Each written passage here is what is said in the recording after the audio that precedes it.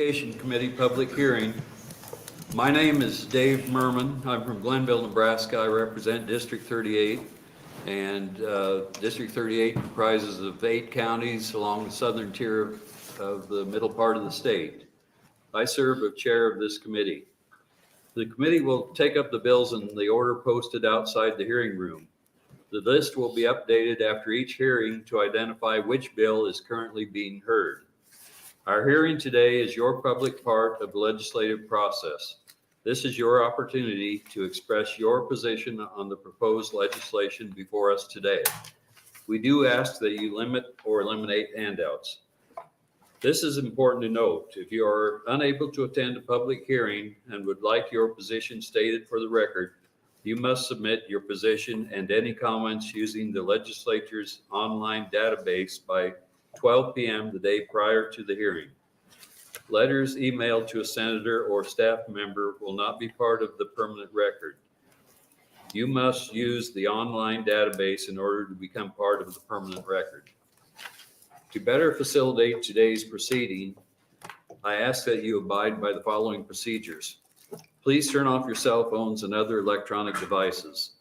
The order of testimony is introducer, proponents, and opponents, neutral, and closing remarks.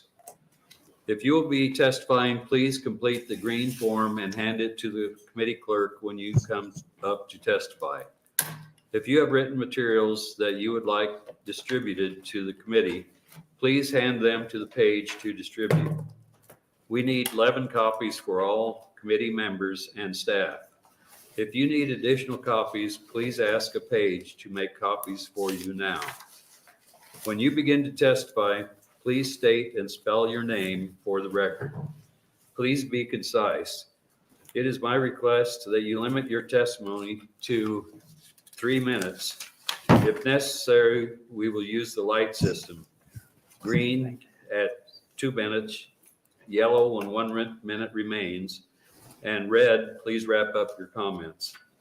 If there are a lot of people wishing to testify, we will limit the testimony even further. If your remarks were reflected in previous testimony, or if you would like your position to be known but do not wish to testify, please sign the white form at the back of the room, and it will be included in the official record. Please speak directly into the microphone so our transcribers are able to hear your testimony clearly. I'd like to introduce committee staff. To my immediate right is legal counsel John Duggar. To my right at the end of the table is committee clerk Jerry Williams. The committee members with us today will introduce themselves, beginning at my far right with Senator Sanders. Good afternoon, Senator Rita Sanders, District 45, the Bellevue Offutt community. Good afternoon, Senator Linehan from Waterloo and Elkhorn, District 39. Hi, Joni Albright from District 17, Wayne Thurston, and Worcester, Dakota, and Dixon. Sorry. Hi, Lynn Walz. I represent Legislative District 15, which is all of Dodge County and also Valley now. Good afternoon. I'm Tom Breezy, represent District 41. Good afternoon, Danielle Conrad, North Lincoln, Spuyten 46. And our pages are Trent and Peyton. Please remember that senators may come and go during our hearing as they may have bills to introduce in other committees. Refrain from applause or other indications of support or opposition. For our audience, the microphones in the room are not for amplification, but for recording purposes only. Lastly, we use electronic devices to distribute information.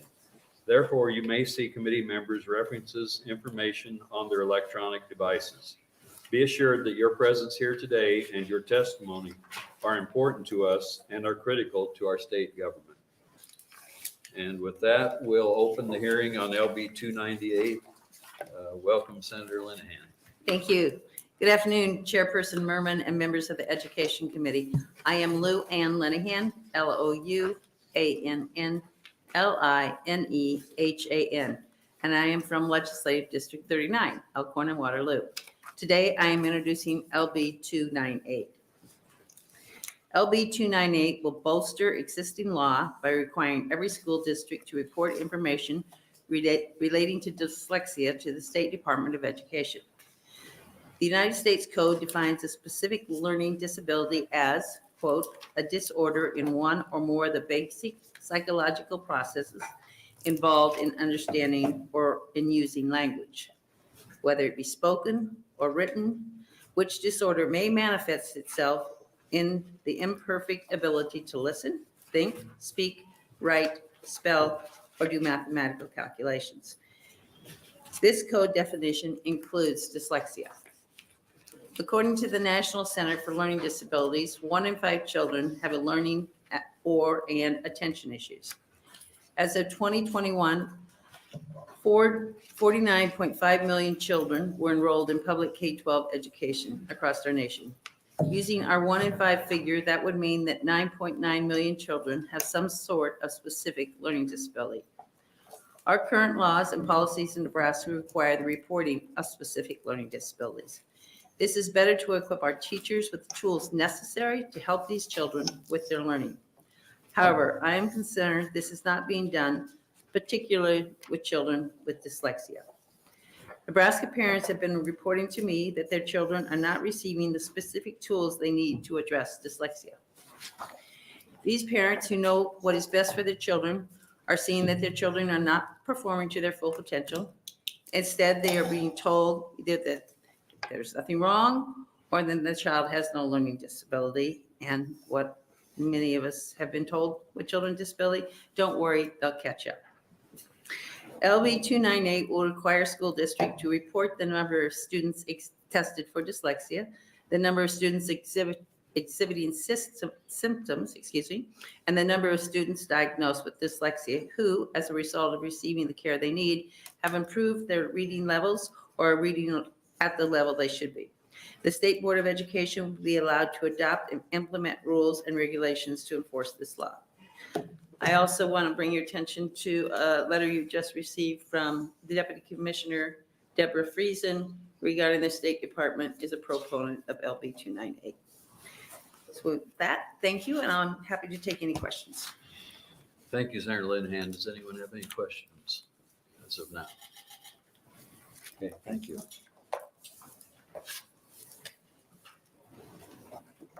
Are there any testifiers for proponents for 298?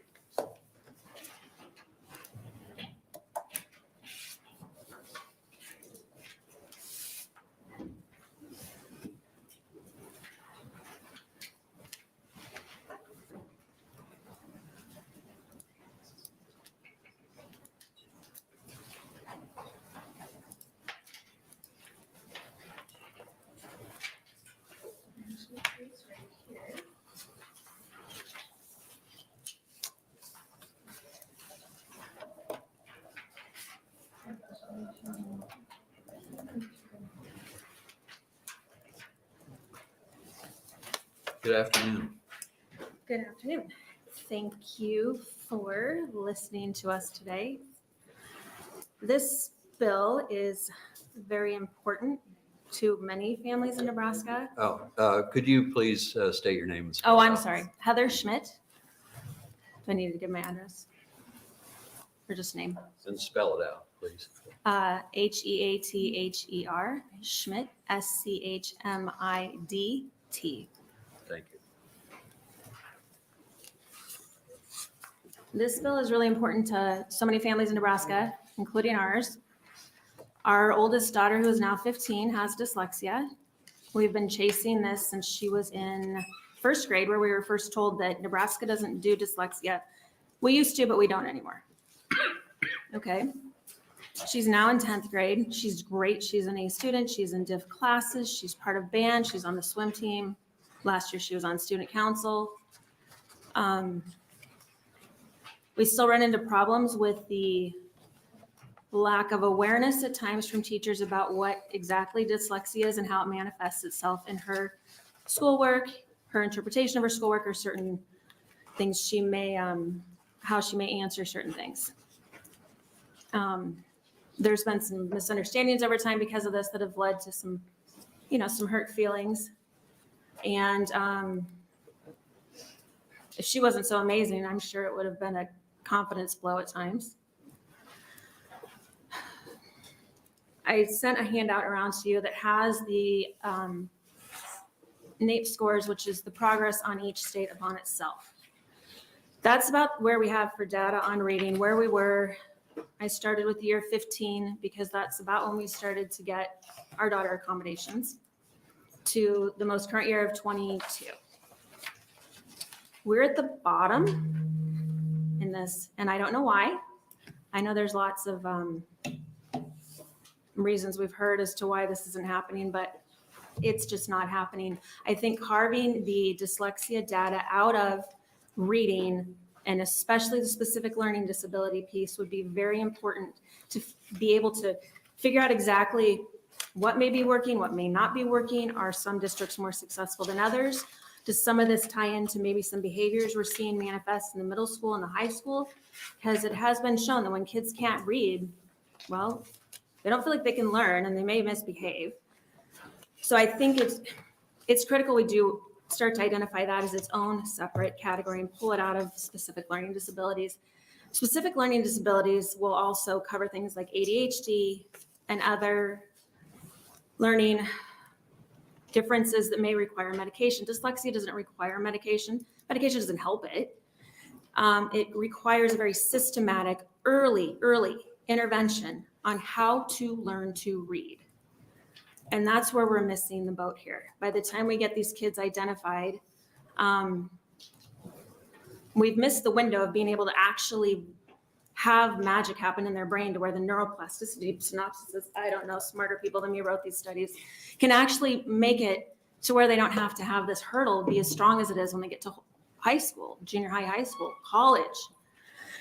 So it is really critical that we start now. These NAEP scores we don't find out till fourth grade where we are in reading. By the time most kids are in fourth grade, we're looking at accommodations, because the ability to intervene, to actually make change for them that could help them their whole lives, that window is shut.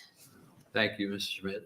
Sorry, the time's up. Sorry. We've limited the testimony a little more than we did yesterday, because I think we're going to have quite a few testifiers. But I'll give you just, another 20 seconds or No, so. that's if you fine. have I am something open to for add. questions if anybody Okay, has yeah, any. any other questions? Thank Senator Albright. Thank you, Chair.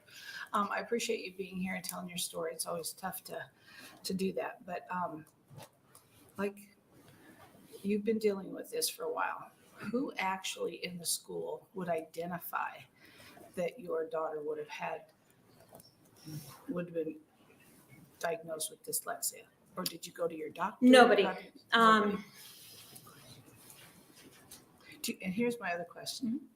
Do you feel like if it's the reading teacher or just the kindergarten, first, second grade teacher up to third grade, are they instructed even when they go to become a teacher or take courses later on? How would they, and who does it, and how would they be able to identify them? Or do you have to take them to a doctor to find this out?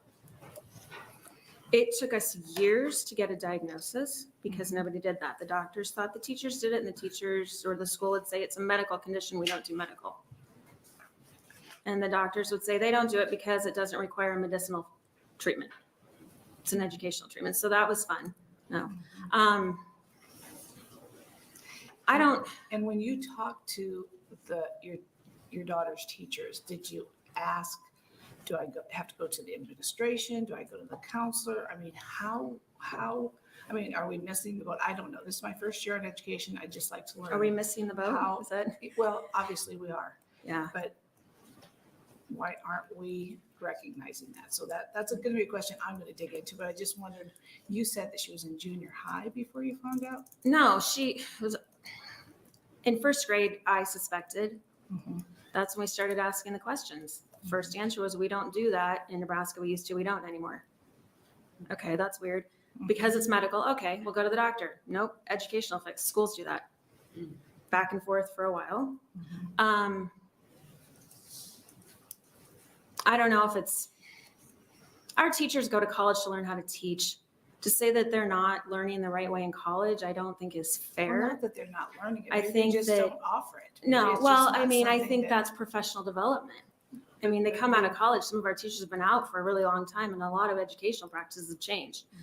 They get development, they get professional development, they get coaching, they get a ton of support when it's something really new. And they learn, I mean, they learned how to learn. I think they can learn how to help anybody learn. They need support. They need help. Mississippi's former chief of education, Carrie Wright, I believe is her name, hired mentors that she funneled through the Department of Education that she sent out to their most neediest schools to help the children who really needed to learn to read the most, who needed the most help. They were in the classrooms. They were working with the students. Was their one job. They were trained how to do this. They were then also able to mentor or coach or with the classroom teachers that helped all those kids. Their reading scores have gone up. I mean, Mississippi is almost the standard for literacy, but Mississippi is now like, We want Nebraska to do it. So, but, okay. so yeah. if it can be done, but starting with this bill, it's important because we don't know what we're even gonna try to do, find, fix, I don't know. So we've got to, the data has to be carved out of specific learning disabilities. It's got to be examined on its own. There's tons of science to back up how the brain learns to read, why it doesn't learn to read, when it learns to read. And it cannot be another, hey, teachers do this too. It has to be done the right way. It has to be done on its own. It has to be done with the system set up through the Department of Education that gives all of the schools in the buildings and the teachers the support they need, and it will be successful. But we just have to back up our teachers or we're not going to get we're going to be doing this again. And geez, I think Nora and I came down here when she was in 5th grade. This was her first work of advocacy for dyslexia. Well, I Okay. appreciate you coming out for your daughter. And Any other questions? Excuse me. Senator Conrad. Thank you so much, Chairman Merman. And just to dovetail off my friend Senator Albright's questioning, I'm hearing your personal experiences as a mom who was really frustrated in trying to get services for her kid. And that really resonates with me. So I don't want to oversimplify No, your that's fine. testimony, but you're identifying a problem with your kid and you're getting frustrated because the schools are pointing to the medical community is pointing to the schools, and you're kind of throwing up your hands saying, somebody's got to help us work through this so that our kid can learn at their best and highest potential kind of thing. And you're seeing Senator Linehan's legislation as one piece of the puzzle in providing better information and accountability so that these systems can work together to support kids in need. Is that fair, or is that a Yes, I think that's okay. fair. We hear over and over again, data and best practices. Yeah. Well, how do we know what those even are if we don't even know where we're starting? Right. The soft data is 25%, so like 1 in 5 children are born with dyslexia. And there's the other piece of that puzzle that some of it is through developmental things that happen in early childhood or don't happen, I don't know. But that's not really a metric you can operate off of. We really have to find out where we are so we know where we need to fix problems. And I think that's why this bill it's ground zero. It gives the foundation. We can build beautiful schools. We can throw all kinds of wonderful things at it. But if we can't figure out how to do the best we can to get early literacy as strong as it can, we may as well not pour footings for that house. It's going to float away. This has to be done, and dyslexia has to be carved out from specific learning disabilities. Before Nebraska did dyslexia, you could get a special education plan for a specific learning disability with a diagnosis of dyslexia that could be used to help determine that a specific learning disability. Now it's a little better. It has sort of its own category. It has a handbook of really good advice and smart things from really smart people for administrators and teachers, but we're still not there. Okay. We're not really close. So we've got to figure, I think this gives a starting point. We have to have a starting point. I appreciate that. Thank you. Any other questions? If not, thank you very much. All right, thank you. Any other proponents?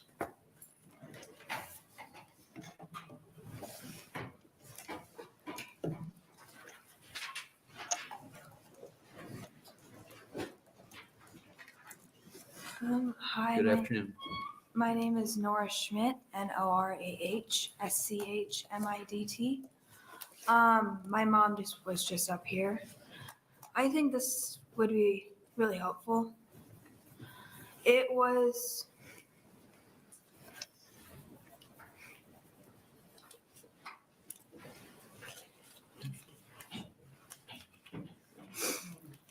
in 5th grade when I learned to read.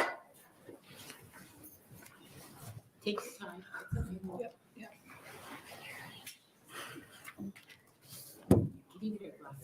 Just take your time. We're all here to listen. In 5th grade is when I fully learned how to read. How to read a book a 1st grader would learn to read. I still struggle really strongly with writing and reading.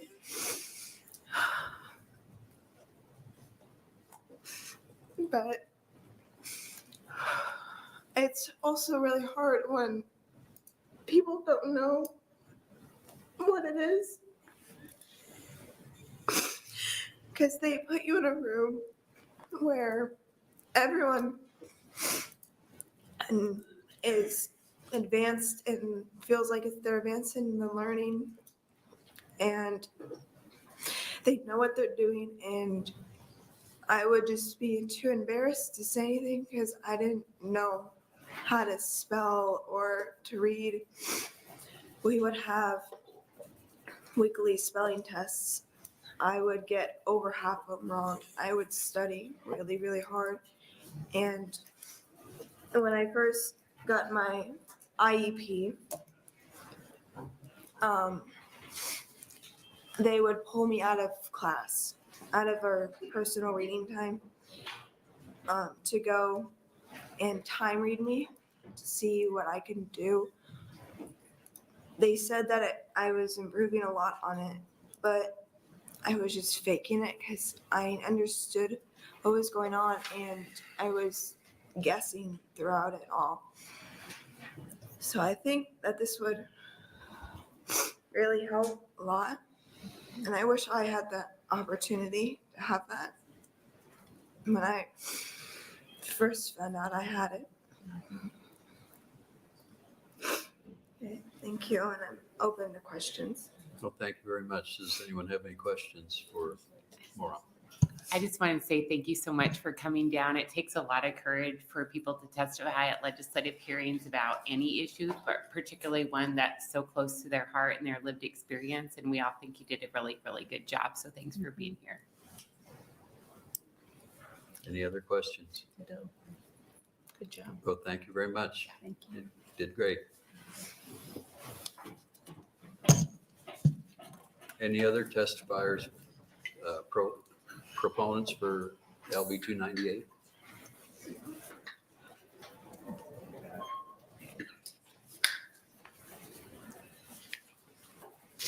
Good afternoon. Good afternoon. Excuse me. It's cold up there. Elizabeth Davids, ELIZABETH, DAVIDS from the 46th District. I always feel like I'm on the Hunger Games, actually, when I say that. So from Senate District 46. And my mom's heart just jumped out of my chest. So it's kind of going to tell a story, but it's going to get back to the point. This weekend, I worked at the Lincoln Women's Expo, and the booth next to me was the police department. And I am as curious as a cat, so I asked a ton of questions. And I asked our police officer, who will remain unnamed, what are the demographics of the people in Lincoln who tend to commit the most crime? Because I just want to understand Lincoln's demographics and our current rise in crime. And he came back to me with an answer the next day. He said, I've been chewing on that all evening. And here's the answer. It's education. The more education a child has, the more hope they have, the less they commit crime. And with 5 children of my own, I can tell you that if a child is struggling, they will fake it or they will be behavioral so that they can get out of it, having to admit they can't read, they don't understand the math problem, they don't know what's going on. And I've had multiple friends who've had dyslexic children who've had to spend thousands of dollars buying the Barton curriculum method and going over that with their own children. And their kids are smart. They're so smart. They can take things apart and put them back together, but reading is the stumbling block. And so it just feels like with our state proficiency scores, less than 50% for reading across this state, it's time. It's time to look at the research, to look at the science, and to have things on record so we can help kids that have that very specific, very doable. It's very doable. It's very helpable for these children to get help with the resources that we know now. So. Thank you. Any questions for Ms. Davis? If not, thank you very much. Any other proponents for LB 298? Any opponents for LB 298? Any testifiers in the neutral position? Then I think you're welcome to close. Senator Linehan.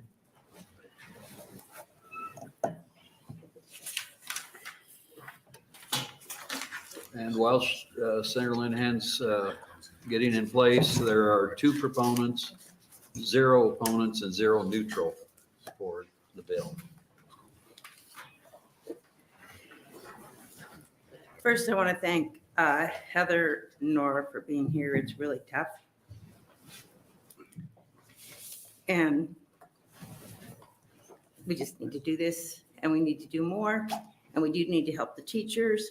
And we're making progress, but I could sit here and tell the same story about many kids, and we just need to exec on this and send it to the floor. Thank you. Thank you, Senator Linehan. Does anyone have any questions for Senator Linehan? Oh, no, you're fine. You can walk away. I actually don't have a question, but I just wanted to make sure I had a bill that I could remember. So everybody understands who are on this committee. I represent Omaha Public Schools security. So when there's working condition issues, I will speak on them, but I will talk to my union to see what kind of, not my union, the one I represent, on the impact it would have on any bill in education. And if I don't read all the bills ahead of time, I try to, but if there's something that comes up and I have to file a disclosure afterwards, that's the reason. I'm in judiciary chair, so I have a lot of bills that I'm trying to read, but so you know, full disclosure, that's who I represent on Omaha Public Schools. So any working condition impact could ultimately impact them, which is one of my clients. Not on this bill, but I just need to be able to point to a record where I disclose it. So here you go. Thank you. Thank you, Senator Wayne. Any other questions? Senator Walz. Quick question. Thank you, Chairman Merman. First of all, thank you for bringing this bill. I'm a proponent of this bill. I just wanted to, and maybe we can have the discussion later, but one of the things that the first testifier talked about was she went to the teachers, she went to the doctors, wasn't getting an answer. So it kind of makes me wonder if we're missing an initial step.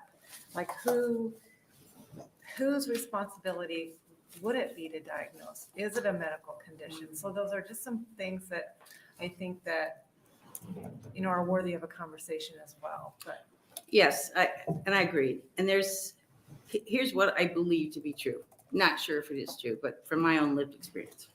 We moved from a school system that I didn't think was addressing the issue to a school system that had, from at the time, what I was told and what I experienced had a very great special education program.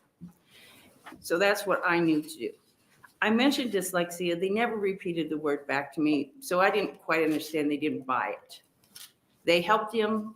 He's great. He's doing fine. They helped him, but they put him in special ed. That's not what they need. They're smart kids. How do I be very careful here? Here's the definition, and anybody can see it. You've got a very bright kid who can solve problems, who, as a parent said, could take things apart and put them back together again, who you give 5 instruction steps to. I'm talking about little kids, and they go do them all without having to be told again what to do. But you put them in front of a book and they melt down. They can't decode. They need extra help. It's like phonics on steroids. The whole reading program is a disaster for these children. A disaster. They're never going to just pick up a book and just get it. And it doesn't mean their parents didn't read to them or didn't love them or weren't trying to do all these things. And probably what instigated this bill today is this year, Senator Albright and I went to an event, which wasn't about dyslexia, but there was two parents there of a little boy who they knew in kindergarten had an issue. This is a well-funded school district. Not until the 4th grade, after many frustrations, did they take him to a specialist who gave him a diagnosis of dyslexia. So the school finally said, okay, and they put him in special ed. We just have to convince people it's real. That's, I think, half the problem. And then it's not a special ed thing. It is a very specific learning disability where you need to do very specific things. And the worst thing that can happen, like to Nora, is somehow you let that kid go all through school thinking they're not smart. Right. Yes, I understand that.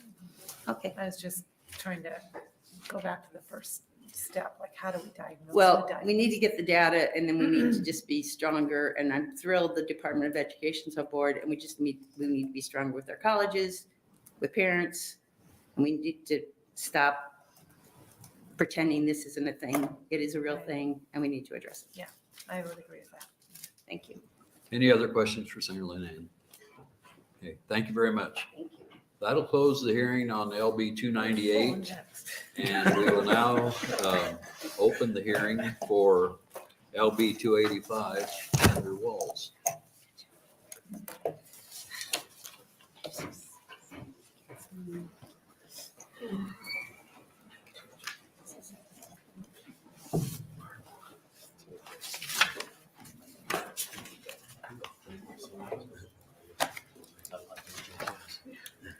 Good afternoon, Senator Walz. Good afternoon. I was focused in on Senator Linehan's bill, so I wasn't ready for this. But good afternoon, Chairman Merman and members of the Education Committee. My name is Lynn Walz, Lynnewalz, and I represent District 15, which is Dodge County and Valley. Today, I'm introducing LB 285, the School Community Eligibility Provision Maximization Act, which would automatically opt in high poverty schools and districts into the Community Eligibility Provision, or CEP. As we're all aware, the future of our economic prosperity in our state is built upon the health and success of our children. Research shows that hunger during childhood can derail proper development, leaving lifelong and negative consequences for cognitive skills, physical and mental health, behavior, and academic performance. According to No Kid Hungry, over 18% of children in Nebraska live in food insecure homes, meaning they don't have enough food for every family member to meet nutritional needs. We all know the future of our state depends on kids who have the opportunity to live healthy and successful lives.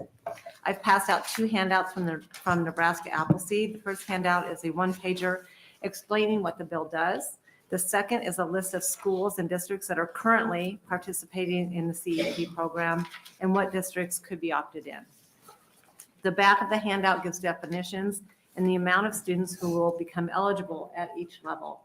I've also handed out an amendment, which I'll explain later.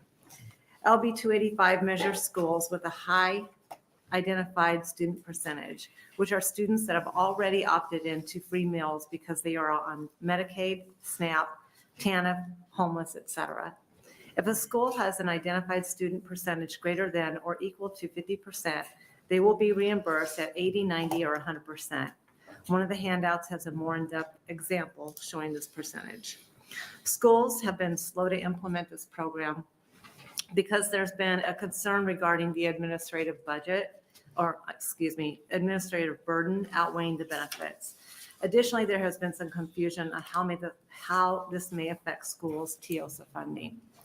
Because of this concern, there is an opt-out option in the bill. Additionally, the Department of Education has found a way to avoid affecting the TIOSA formula. I think it's important to note that in 2021, Omaha Public Schools opted in the entire district with an inadvertent effect on the district's TIOSA funding. I would also like to add that the reimbursement to schools is coming from the federal government. In 2010, Congress created the CEP option. The reason this was created in the first place is to help schools and school districts ease the paperwork burdens of assessing and tracking family income in schools serving very high concentrations of low-income children.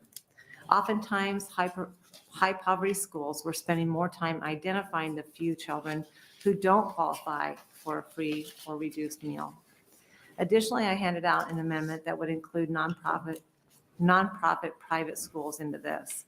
Through conversations that I've had with the Catholic Conference, they requested to be included in this bill.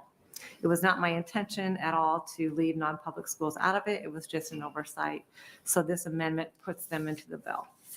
One more comment on this bill. In 2021, this committee unanimously voted for the committee amendment to LB 117. That committee amendment is a similar version of this bill. We just dropped the identified student percentage from 62.5% to 50%, so more schools qualify. Our goal is to ensure that children across the state are eating each day, and oftentimes school is really where those kids get their meals. Removing financial barriers, especially in both rural and urban low-income areas, will help us make sure that some of our most vulnerable children are getting their nutritional needs met. Although LB 285 will not provide cost-free meals for every Nebraska child, it targets the highest poverty school districts. I would be happy to answer any questions that you may have.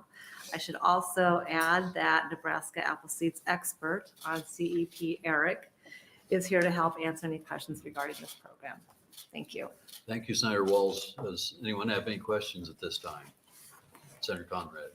Thank you so much, Senator Walz. I think I'm a co-sponsor of this legislation, and I think I sent a request to anybody who had bills in relation to childhood nutrition and expanding family supports in that regard before the body this year, because I think there's such important, critical issues for human rights, human dignity, and ensuring that all people have the ability to learn at their highest potential and grow at their highest potential.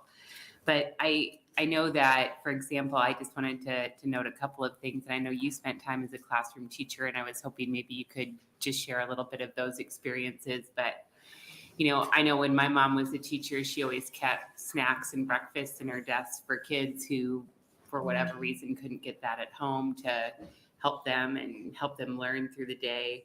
I know talking to preschool teachers in my district very recently that they can see the impacts on learning, attention, on energy for the families that they're serving, you know, just kind of dependent upon where the week or the month is with how the food support programs kind of intersect with their lives.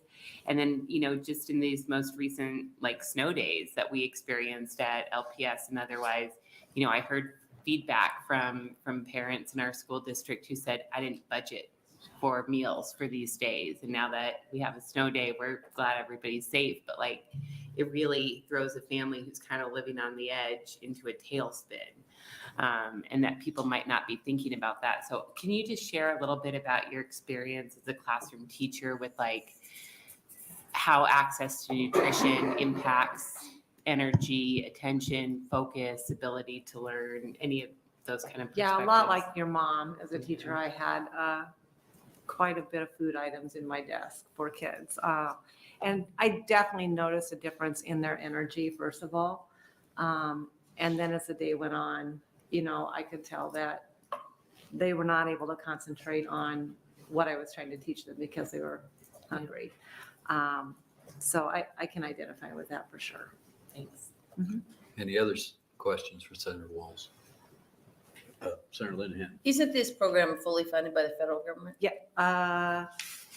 There's no fiscal note, so I assume. Yeah, I think it is. Let me just go back and look, but I think it is Senator Linehan. Okay.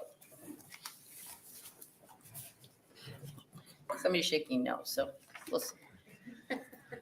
It's probably, you know. Any Maybe other it is. questions this time? Maybe we Yeah. have more testifiers that Okay, may know the answer. all right. Thank you. Okay, thank you. Yeah, you're welcome. Proponents for LB 285?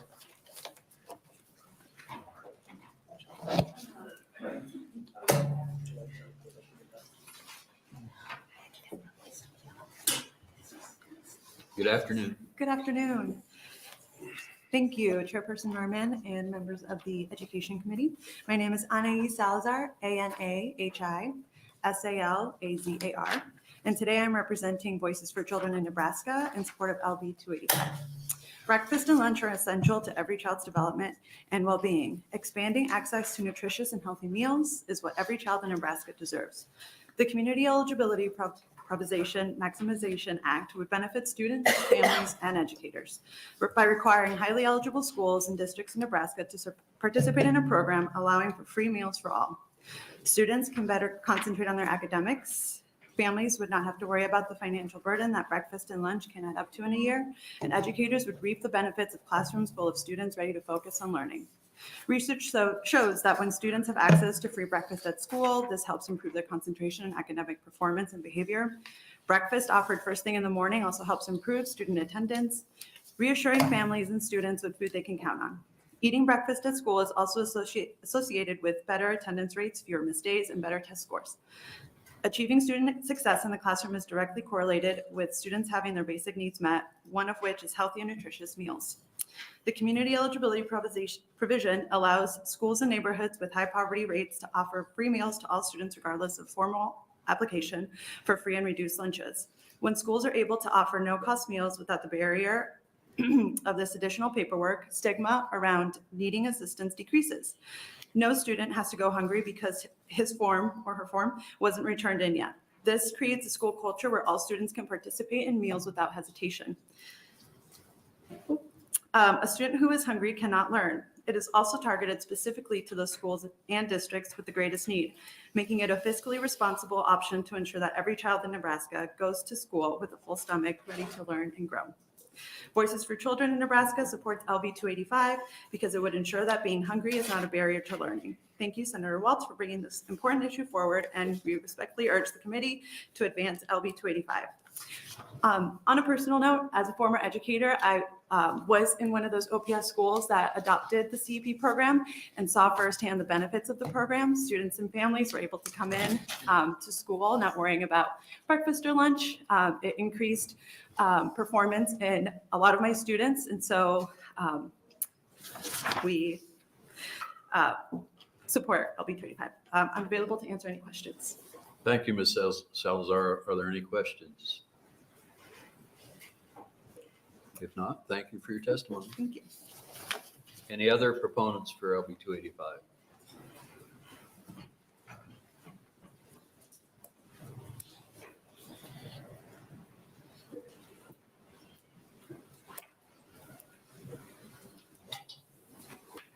Good afternoon.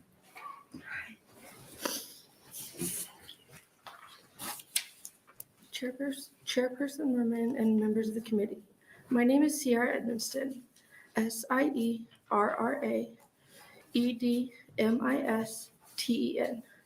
I sit here today to talk to you about my experience with free and reduced lunches and in support of Bill LB 285, a bill that could impact me and my kids' lives for the better.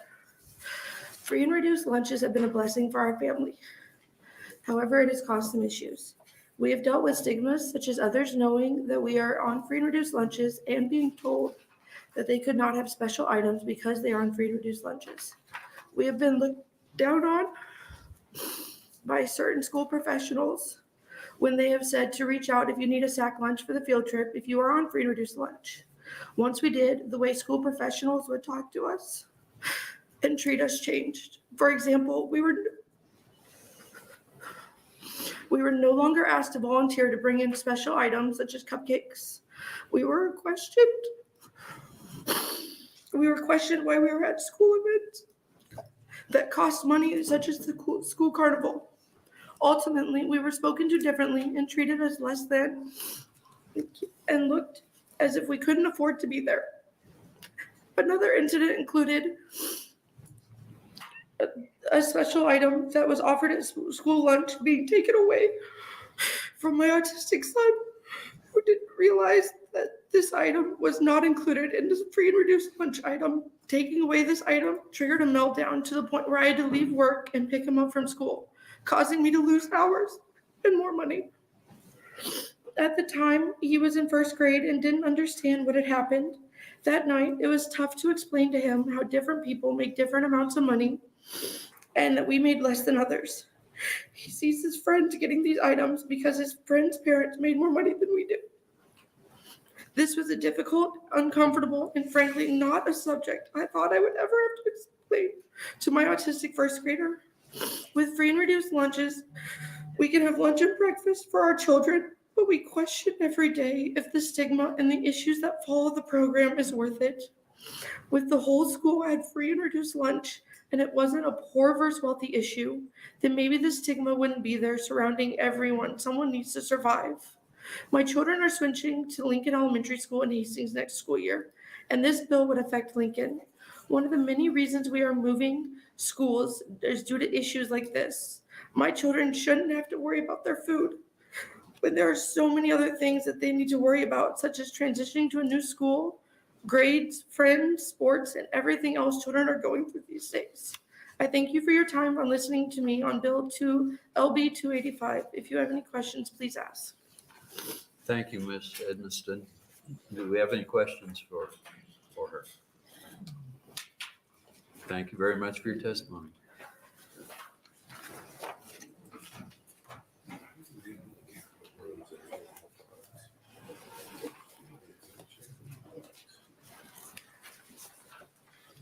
Good afternoon. Good afternoon. My name is Eric Saviano. I'm with Nebraska Appleseed. Eric, E-R-I-C, Saviano, S-A-V-A-I-A-N-O. I'm the Economic Justice Program Manager for Food and Nutrition Access at Nebraska Appleseed. We're a nonprofit law and policy organization that fights for justice and opportunity for all Nebraskans. And I appreciate Senator Walz introducing me as the expert on this. I'll do my best to answer some questions. In general, CEP has been available to schools since 2014, and we have been slow to adopt it across the state. It does take a district to opt into the program, and we consistently rank 50th nationally among states on eligible versus participating schools. Omaha Public Schools adopting CEP last year, or 2 years ago, and Lincoln adopting in 8 of their schools this year has significantly improved that, but there are still gaps in our state.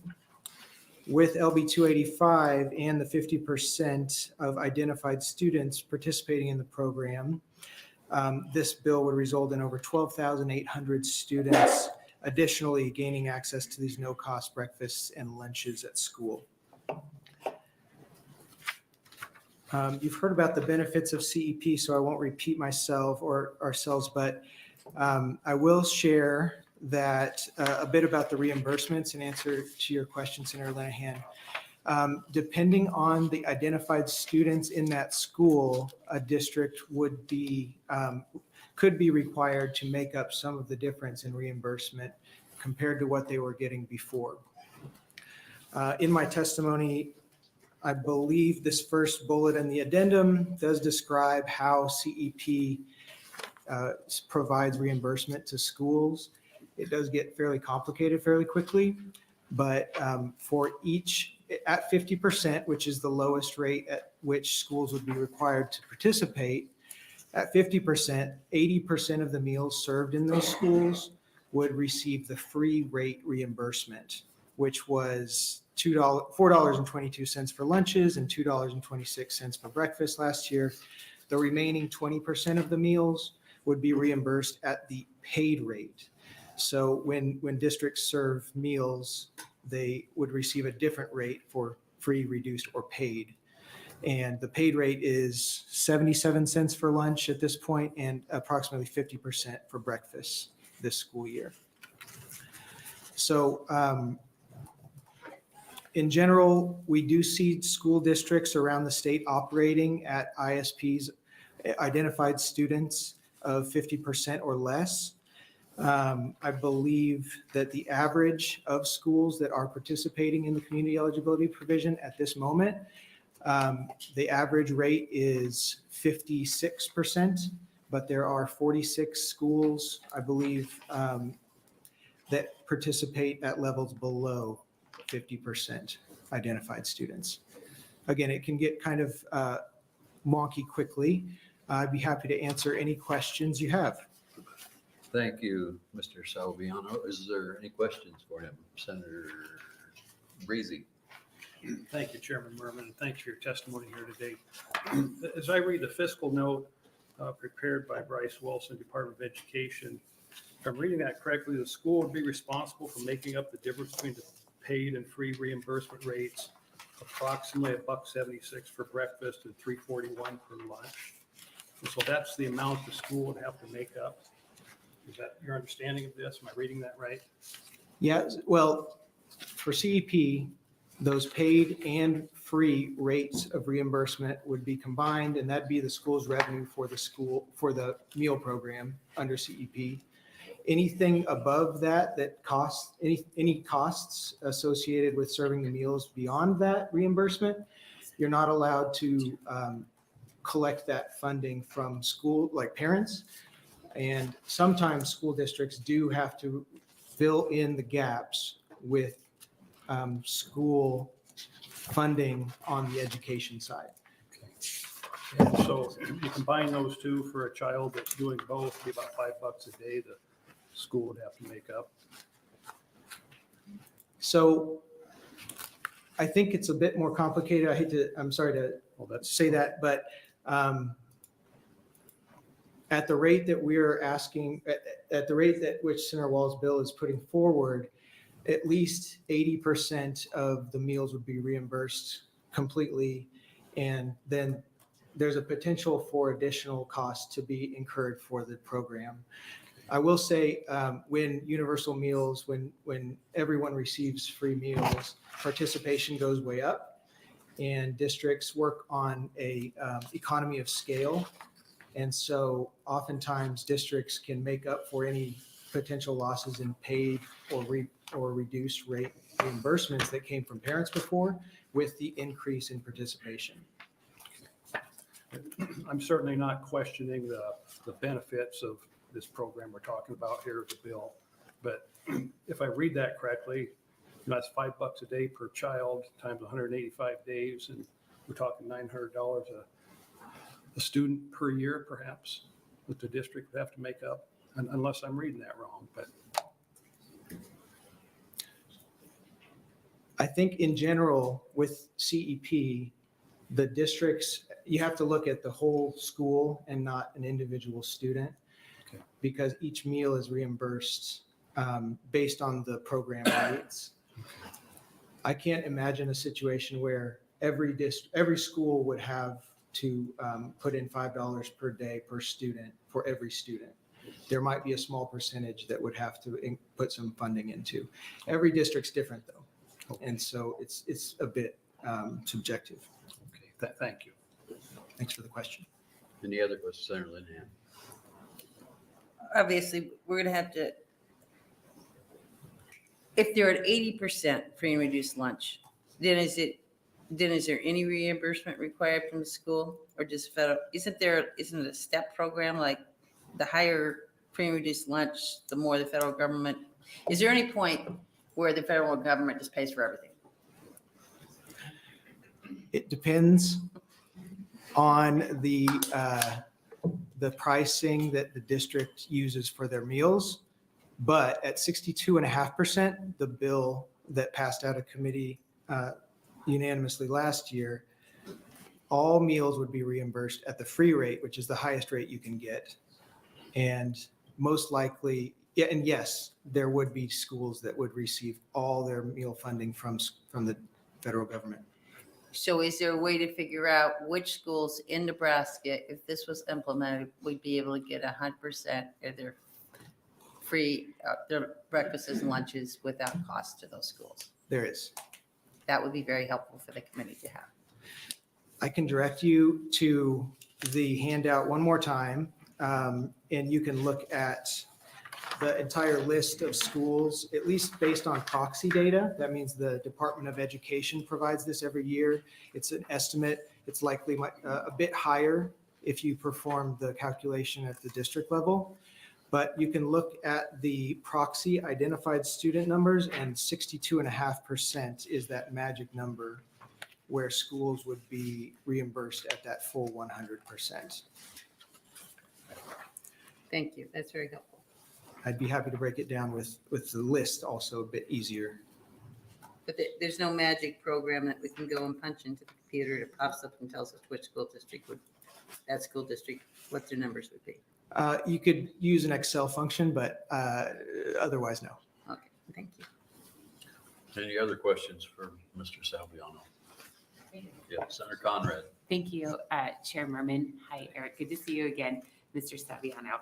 I know there's a host of different proposals before the legislature this year to try and address this same issue in terms of student nutrition and learning.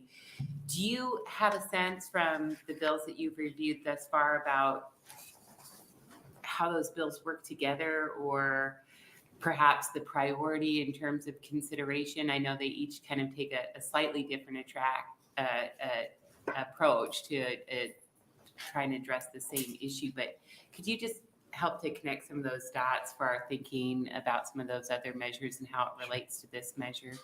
Yeah, for sure.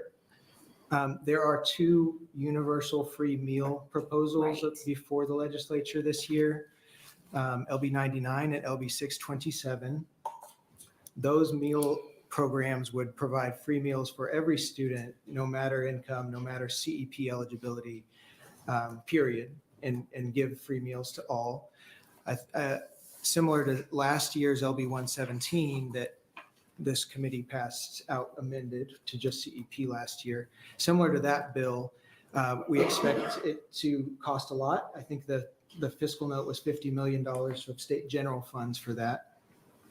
This CEP bill was a piece of that and is a piece of that, each of those bills right now. And this is a mechanism to increase federal funding to support universal free meals.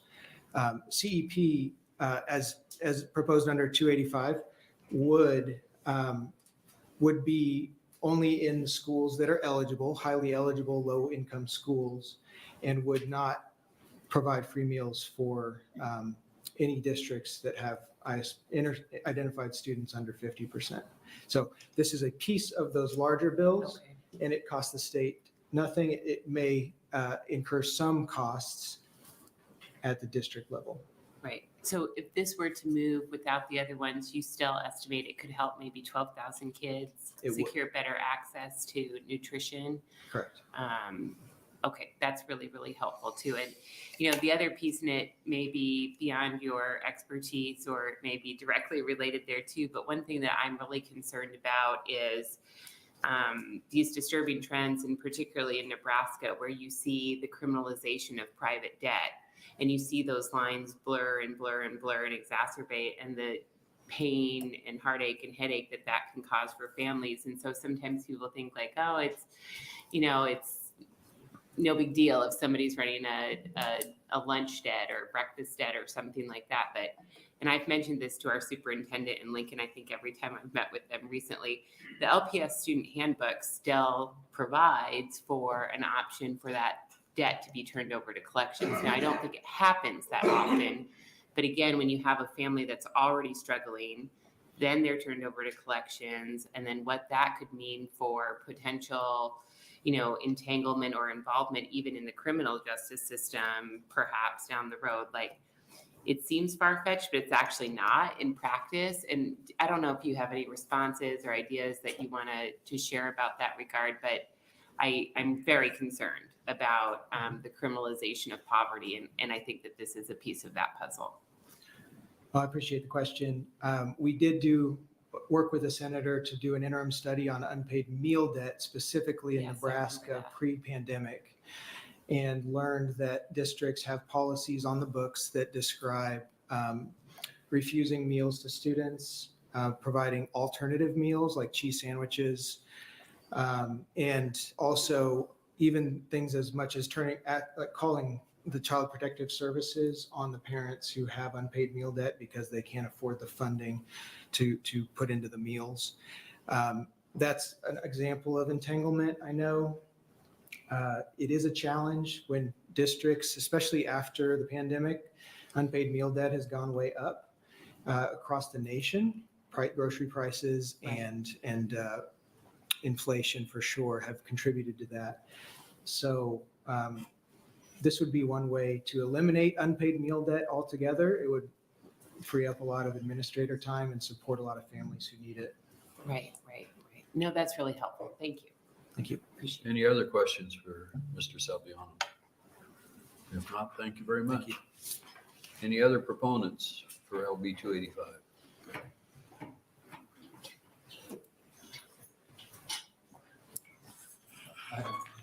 I have some relevant information.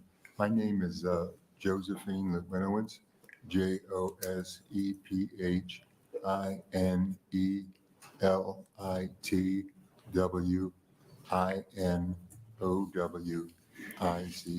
And my time's almost over.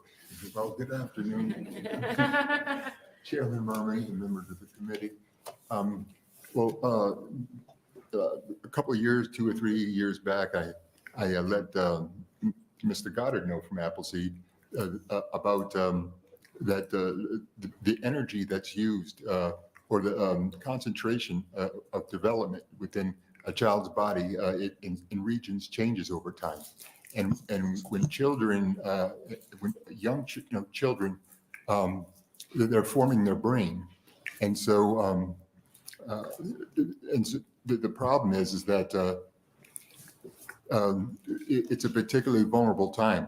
And if we wish to talk about, the effects of dyslexia, which is serious, I mean, this is a silent thing, but I think it might affect lots of reasons why we have low scores. There's peer-reviewed articles on the matter. And let's see. And so, there's no free lunches. What you get is what you put in. And so, there are chess grandmasters that burn 5,000 calories a day, and they're not running on a treadmill at the same time. So your energy, your brain uses a lot of energy. And if you're trying to think at a high level, you're going to use more energy. I mean, and thermodynamics, you got to have, that's the ultimate no free lunches. You have to actually put the molecules up there. You have to have the energy to do it. And it's just, if you don't have it, you don't have it. And can I have a little bit more? And so it's really important, I think. I'm not bringing any other technical, any financial data. You guys, I hate numbers. I'm never looking at them again. I was an engineer, but anyway. And there's another thing, if we're going to grind this machine into the ground, because the more that we don't have students that can function, the less we can compete, and the more problems we're going to have with poverty related problems. And so and that begets more lower rates in school, which begets a sinking further. So anyway, that's, and I get mad because I don't want small government communism. There's certain, I'm a fiscal, I think the thing that's uniquely redeeming about conservatism is fiscal responsibility. It's the only, I'm an independent, it's the only thing the Democrats don't have. And that's, and so you need both voices. And so, and I'm an independent, but anyway, we're going to grind the machine to the ground, and we need to pay for it because the Politburo, the governor and his minions, close, I'm really getting nervous about this, elbow swinging, lockstepping, and good cheer, working, rolling up our sleeves and working harder for without, it's the same thing as this, and so there are certain things, we have to do. And it might be a good idea to give the foster kids their money, because then they can use that nest egg, to go somewhere too. I'm done. I don't want to. Thank you very much. Yeah. Anybody have any questions? I don't have any answers on this. Well, thank you very much. Yeah. Any other testifiers, proponents for LB 285?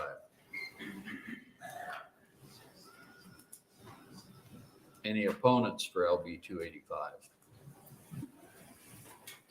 Anyone wish to testify in the neutral position? Senator Walz, you're welcome to close. And while she's coming up, we had 6 proponents, 1 opponent, and no neutral position comments. Thank you, Chairman Merman. And I just want to say thank you to the testifiers who came to talk to me. I think they did a great job explaining the program. I am open to amendments and working with the committee, even with, a combination of the bills, just to make sure that whatever policy we put out, it is the most beneficial for the most kids, and just giving them the ability to learn. Some of the toughest times, I will say, as a teacher, were the times in school right before vacation, summer vacation, Christmas vacation, spring break, because those were the times that the kids knew that they probably weren't going to get the meals and that they would be hungry. So from a personal perspective, this is a very important issue. We just want to make sure that we can just provide adequate food for kids so they have energy and that they have, the ability to focus and learn. And honestly, I think that this also increases attendance, because sometimes when this is the only place where you get your food, you're going to make sure you get there. So I appreciate everybody's listening today. And again, thank you to the testifiers who came.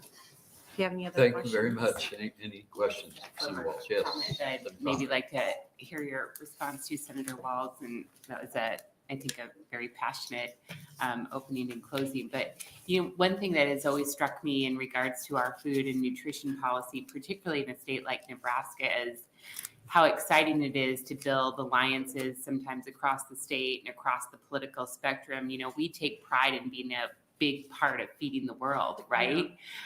With our incredible agricultural community here in Nebraska, and figuring out, how we can leverage that, ingenuity, that talent, that ability with these systems in our food and nutrition programs to do better by our own residents. I think there's really thrilling opportunities there. And I just wanted to kind of highlight and lift that up as an intersectional opportunity for this committee to consider. Yeah, I think one of my favorite bills was the farm to table bill Yeah. that Senator Brandt introduced last year. And you're right. I mean, we have a wealth of professionals and farmers and people who feed the world. And we should be able to collaborate more than what we do and make sure that our kids here in Nebraska are fed. Yeah. So thank you. Yes. Senator Albright. Thanks for bringing this bill. Okay, so just help me wrap my head around it. So you're bringing this bill to let schools know that you would like for all of them to participate, or would this just be based on the 50% level or lower? This just gives more opportunity for more schools to participate in the Because program. I didn't hear anyone from the school system come up and say, hey, we just can't afford to do this. So has that ever been an issue with any of them saying that? Because I know during COVID, I mean, they were, in my district, they were giving, the parents could come at breakfast and at lunch and pick up food for the family, and they took it home. So, and there's a program already in the schools that they should be able to do this.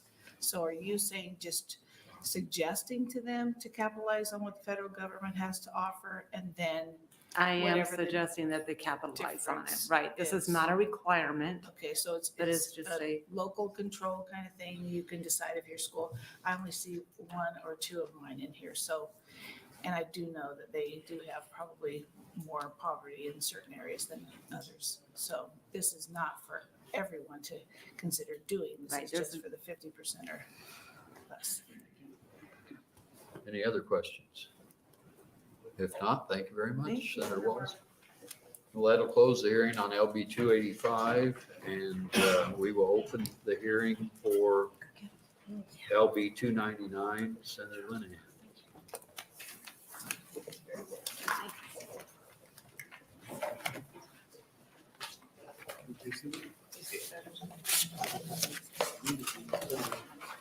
Okay. Oh, no. Welcome. Thank you. Good afternoon, Chairperson Merman and members of the Education Committee. I am Luann Linehan, L-O-U, capital A-N-N, capital L-I-N-E-H-A-N. I'm from Legislative District 39, Elkhorn and Waterloo. Today, I'm introducing LB 299. Currently, school districts that want to conduct a new building project are required to ask their voters to approve a bond issue for a specific dollar amount. If the request is not approved by the qualified electorate of school district, some districts have looked for alternative funding methods for their projects. Two alternative methods are to raise funds through their special building fund or to enter in a cooperative agreement with another public subdivision. Not public, political subdivision and public. School districts are aware that a levy increase is not popular with voters.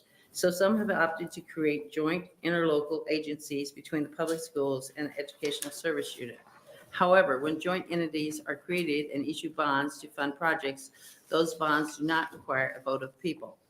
In other words, government entities can use a workaround that ignores a vote of their constituents. For example, in 2016, Beatrice Public Schools tried to build a consolidated elementary school by using bonds to pay for the project. When put to a vote of the people, the bond issue failed. In fact, this bond voting issue failed more than once. Consequently, Beatrice Public Schools and ESU 5 entered into an agreement to create an interlocal agency to issue bonds for the project. This is a loophole in our system of financial accountability and public spending. LB 299 would not say you couldn't establish a joint entity, such as a school district and an ESU, but it would say you have to hold an election before issuing any bonds to build a project. An affirmative vote of the majority of qualified electorate would be required to pass the bond issue. These provisions become effective on or after the effective date of LB 299. If the vote for a bond issue is defeated, then it shall not be resubmitted for a period of 6 months from the date of prior election. LB 199 contains an emergency clause. Once the governor signs this bill into law, these provisions would apply to any joint entity created to use an alternative method of financing a building project. This bill will bring more transparency and accountability to the way our schools are funding their building projects. People have a right to voice their opinion when they are incurring debt.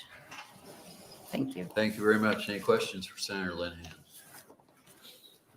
Okay, if not, thank you. And we're open for proponents for LB 299.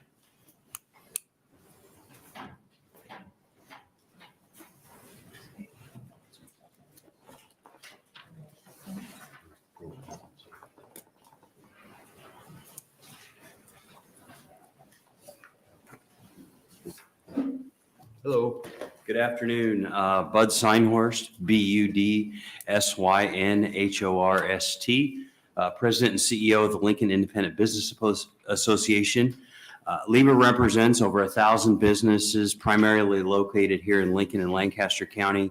And a significant part of our mission is to communicate the concerns of the business community to elected and appointed officials at all levels of government. Our organization was founded on the principles to give small business a voice with our local government, a mission we still serve today.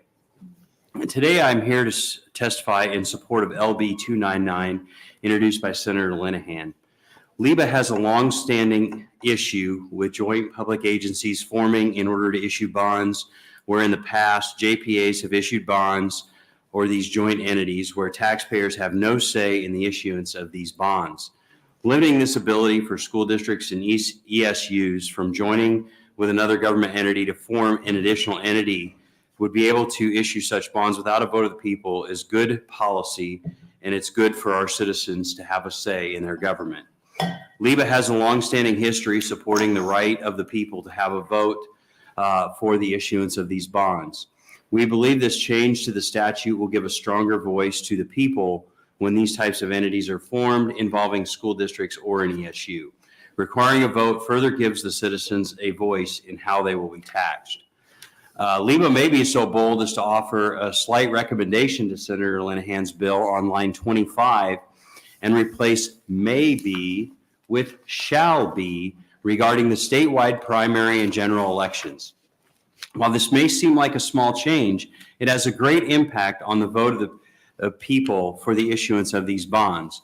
When asking the taxpayer to approve bonds, we would submit that this is better to have it with a vote taking place with the highest voter turnout possibilities, which is what this bill calls for by holding these bonds in a primary or general election in even-numbered years. Over time, we've watched as entities submitting bond issues to the voters have used all mail-in elections in their political subdivision with a very weak turnout. We believe that a higher turnout allows a bigger say of the voters. Based on the context of the bill, the Lincoln Independent Business Association is supportive of LB 299. We appreciate Senator Linehan bringing forward this bill and encourage the committee to advance this bill to general file and be passed on the floor and signed into law by Governor Pillen. Thank you, Mr. Seinhorst. Any questions for Mr. Seinhorst? Thank you very much. Thank you. Any other proponents for LB 299?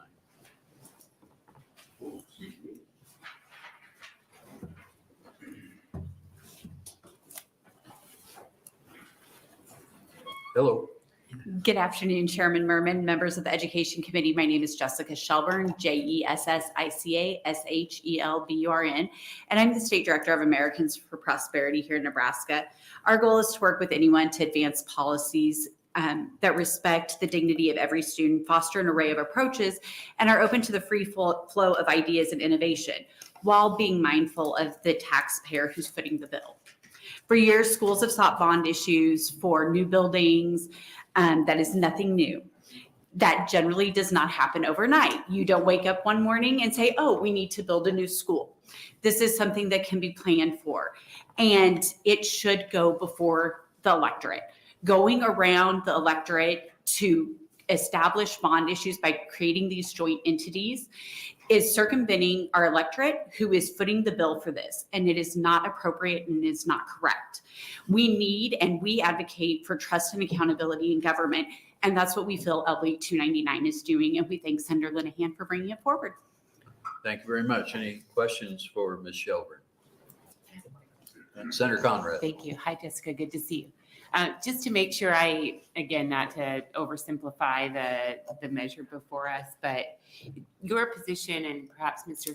Seinhorst as well, is that the joint public agency really shouldn't be able to do what the individual entities of government couldn't do otherwise. Is that a fair assessment of or maybe I could ask Senator Linehan in her closing, but is that kind of my understanding of kind of the approach? A fair assessment. Okay. I mean, what we have seen traditionally is schools will take a bond issue Right. and it'll be voted up or down. Yep.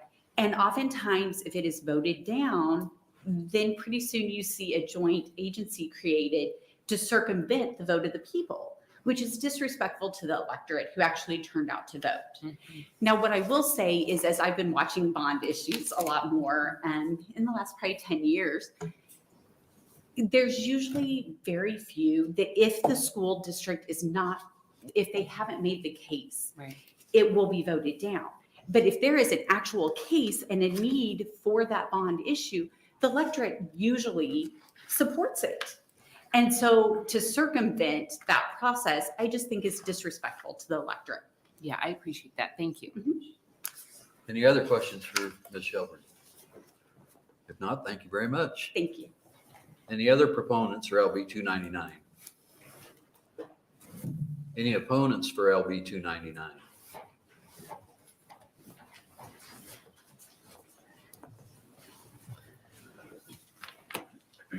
Good afternoon. Good afternoon. Good afternoon, Chair Merman and Education Committee members. Thank you for all the work you do on your committee and in our legislature. We do greatly appreciate, and it's very interesting to sit here this afternoon and listen to all the bills that I wish I could sit here all afternoon and listen to the bills. My name is Jason Alexander, JASONALEXANDER, and I'm the superintendent at Beatrice Public Schools since 2018. I'm here today in opposition to LB 299 on behalf of Beatrice Public Schools and other schools in the state. Many of you have heard this story at Beatrice, but a brief backstory for those of you that are new. The district was cited for 28 life safety violations from the state fire marshal in 2017 prior to my arrival. 24 of those violations have been corrected, but 4 violations specifically related to the PK5 schools that we have, there's 4 of them, have not been corrected due to the scope and cost of the projects. Last spring, the health inspector came into our elementary and wrote violations for our 1955 gymnasiums that are currently being used as kitchens. We affectionately refer to them as kitchenasiums. They wanted us to insert sinks in PE equipment storage locker rooms that were built in 1955. Not possible. Thus, we have a very clear and compelling duty to take action and address these issues and do not have the means available to do so. This was not a want to, it's a have to. Since 1991, the community of Beatrice has failed 5 of 6 bond issues for a high school and elementary school. Post-bond issue surveys indicated by the taxpayers they didn't want their taxes to go up.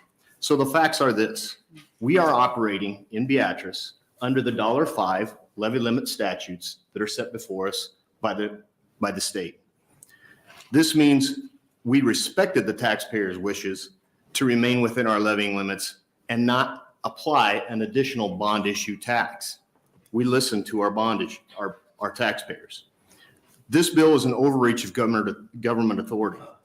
The vocal minority with legislative interference should not upstage the elected officials' decision-making that were put into place and elected on by the people of that community. We like to make state comparisons in our state. Nebraska ranks 49th in the nation in state funding to public schools. We can do better. And they provide no funding for infrastructure improvements in our state. We like to compare ourselves to South Dakota.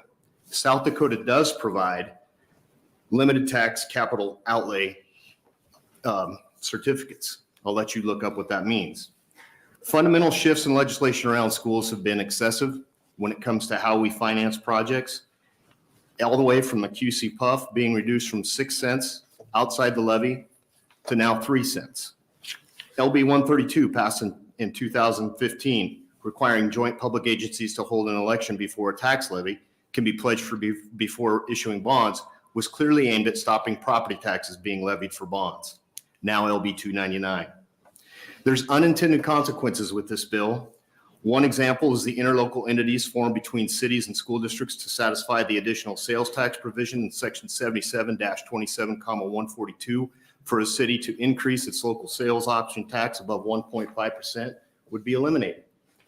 Many schools and cities, especially in our urban areas, rely upon that to build recreational facilities for the community and the use of the schools. So there's an unintended consequence with this bill.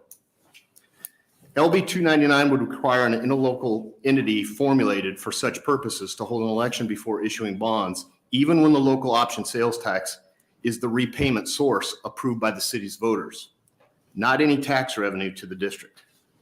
There are possible amendments to this 299, and I'd be glad to work with Senator Linehan and any of the Education Committee members to talk about those amendments as well.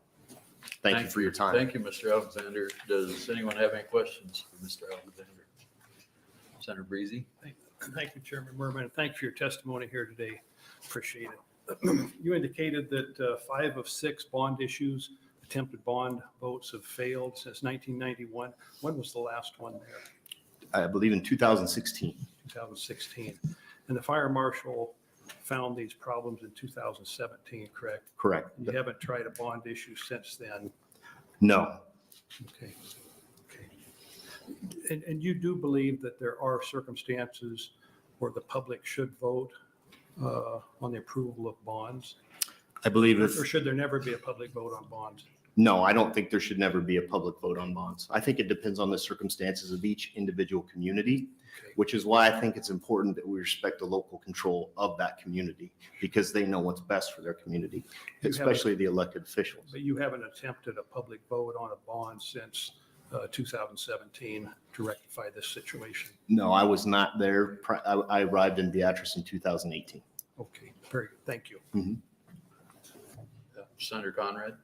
Thank you so much for that concrete example and sharing some of the broader context and thinking on the measure as well. But let me just ask you this. So if you're a property taxpayer and you're kind of going through your tax statement there and you see, okay, this amount is going to the city, this amount's going to the county, this amount's going to the community college, this amount's going to the schools. And then you start to see these other entities and you're like, wait a minute, I never voted on a JPA for X, Y, or Z kind of thing. And I don't know who's on that. And I don't know why they're taxing me, or how do I have any say in that kind of activity? I mean, just asking you to think, kind of walk in the shoes of the taxpayers who are looking at it from that perspective, and kind of where is their accountability? Where is their kind of levers to pull if they disagree with the decision-making or the taxing decisions of those JPAs? Is your opinion is that it's through the city council and the school board or whoever firms those up? Or help me just take a step back and think a little bit more conceptually about that kind of from the taxpayer angle. Sure, and I appreciate that question, Senator Conrad. I would tell you that as a taxpayer, which I am, of course, like yes, all of you, yes, and everybody else in the room, yes, in the state of Nebraska, I fully recognize that. And I think most of my colleagues would agree that property taxes are too high in the state of Nebraska. I also believe that we have proposed remedies to that as early as last year to help with that. In regards to this specific situation, I would tell you that I also believe that's why we have elected officials, is when the property taxpayer or any person who doesn't who thinks that the property taxes are too high, they have the opportunity to vote on those people that are in that seat and make that decision. In this particular situation, there are a lot of dynamics that go into play in the local community of Beatrice that I think are important to understand the background of, which in 3 minutes you can't really hear. sure, yes. I So appreciate that. the other thing that I would offer up to that, Senator Conrad, is that in this process, there were 8 community meetings held to explain this process to the voters. There were community meetings held at the Rotary, at the Kiwanis, at the retirement homes, at the local restaurant gathering spot, at multiple opportunities for community members to become engaged. I believe you'll hear from one of the people here today who did come to those meetings and did listen to the presentation and is in full support of why we did what we did. So there were multiple opportunities for those questions to be asked and for people to become involved in the discussion. Okay, thank you. I appreciate that response. Thanks. Sure. Any other questions from Senator Walz? Thank you, Chairman. First of all, thanks for coming. I am glad that you came to refresh the story because I couldn't quite remember it. But I have a couple questions. The first one is this different from how other expenses qualify under this $5 statutory requirement utilizing the building fund? Is it different from that, or? Great question. Our expenditures basically are capped by what the NDE certifies our budget authority to be at the start of every year. So after that, how we expend those funds is a local decision. As long as we stay within the statutory parameters of the $5 levy lid cap, which also includes the 14-cent building fund levy. And so essentially, this expenditure of building a building is just like any other expenditure that we have. Is it bigger than any other expenditure we have? Yes. But is it necessary? I think, as I pointed out with the life safety code violations, the inequity of ADA compliance, the inefficiency of those 4 buildings built in 1955 made it a very justifiable reason to do what we did. And it falls completely within the parameters of the expenditures that we are allowed to make as a school district, a local school district. Okay. And then you talked about going out to the community. You had 8 different meetings, Kiwanis and so forth. Were there any other options that your board discussed, from those meetings, or anything else that you could consider prior to doing this? We did talk about the option of running another school bond issue, and Not being there before, I didn't understand all the dynamics behind that. So it was important for me to get a grasp of what the history and the story was. The one bond issue that passed approximately 23 years ago or 24 years ago now happened when a tornado tore through the high school, and the city of, or the community of Beatrice, basically, they had tried multiple bond issues before that for a new high school. And that tornado tore part of the building off. So in essence, that is what prompted the bond issue to pass prior to that. We did talk about that, but based on the amount of divisiveness in the community prior to that time period and leading up to, and including the last bond issues that Senator Breezy asked me about, those were very divisive type scenarios. And the Board of Education looked at themselves and said, we'd rather not go down that path at this point. There are other schools that maybe in different parts of the state of Nebraska don't experience that type of situation when they go to pass a bond referendum, and probably maybe some of the more wealthy districts in the state of Nebraska. Beatrice is not one of those. And so it was important in looking at the entire scope of the picture of what the board was looking at doing. It was important for them not to create a more divisive situation in the community. Yeah.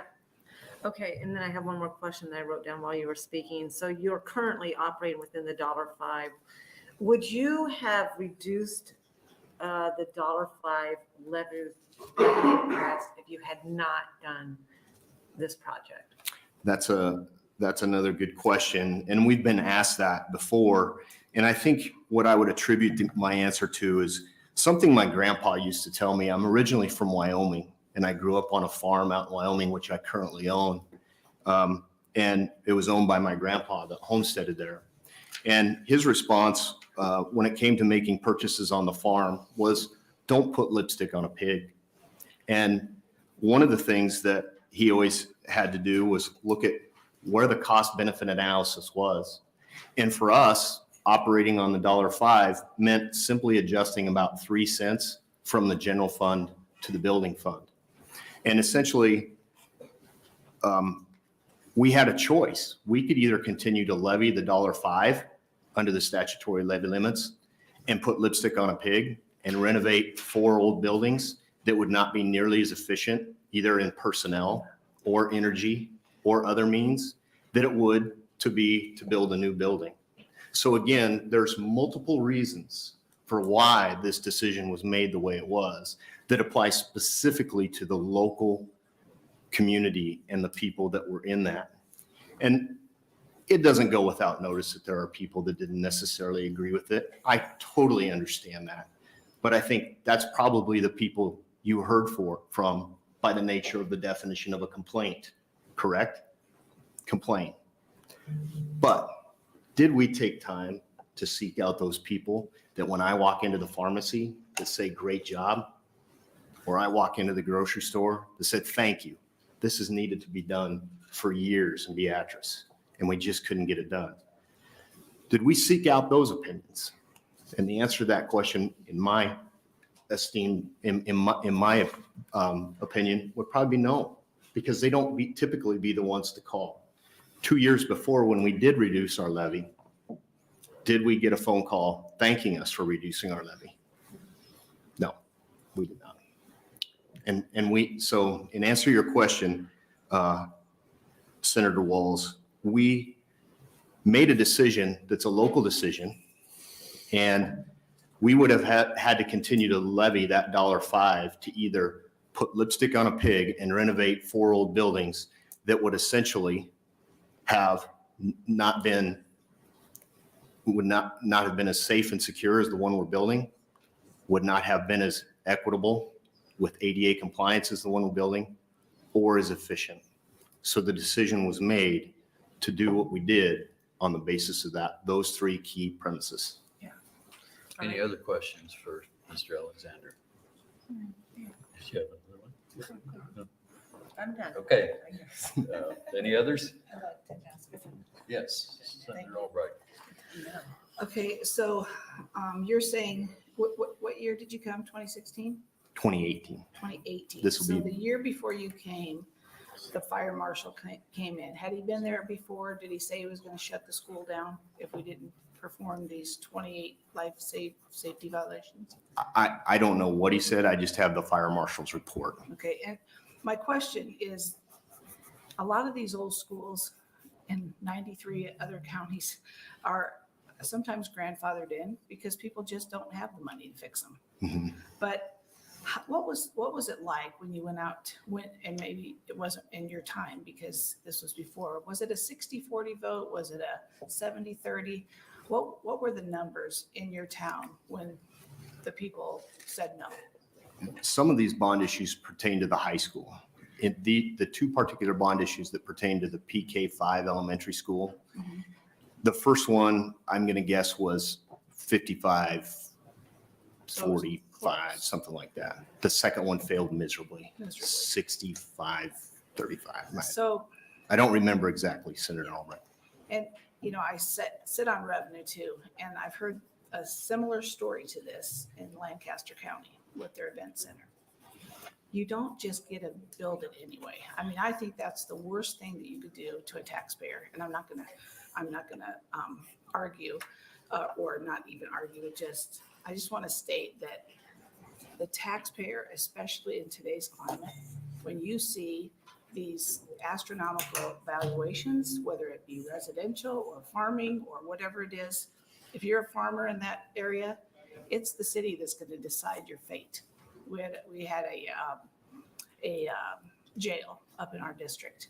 300 people decided the fate of everyone in that county. And this is tough. This is hard to swallow when these things happen. And if there was a tornado, did they have insurance on it back in the day? Surely they rebuilt it with some insurance funds. I hope you guys were covered. To be honest with you, I'm sure there was insurance at that time. I just don't know the specific details about how much, or I don't think that it would cover the cost of the entire rebuild. Absolutely, probably not. But again, a lot of our schools are aging throughout our whole state. Did you have a building fund when you showed up there? How much was in it, if you had one? We did have a building fund, and I believe there was about 8 cents being levied in at that time. So over the course of the 5 years that I was there, in discussion with the board, we set a plan in place to be able to shift some of that money from our general fund to our building fund. So basically, it was a plan that under the $5 levy lid, we set in place to reallocate our funds to be able to use them without adding an additional bond levy to the taxpayer, which probably in an estimate would be an additional 14 to 20 cents.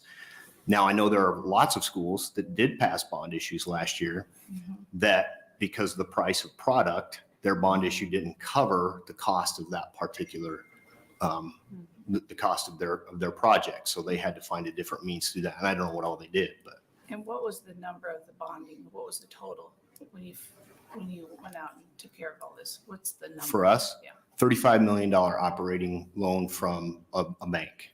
Okay, thank you. Thank you. Any other questions for Mr. Alexander? If not, thank you very much for your testimony. Thank you. Any other opponents to LB 299?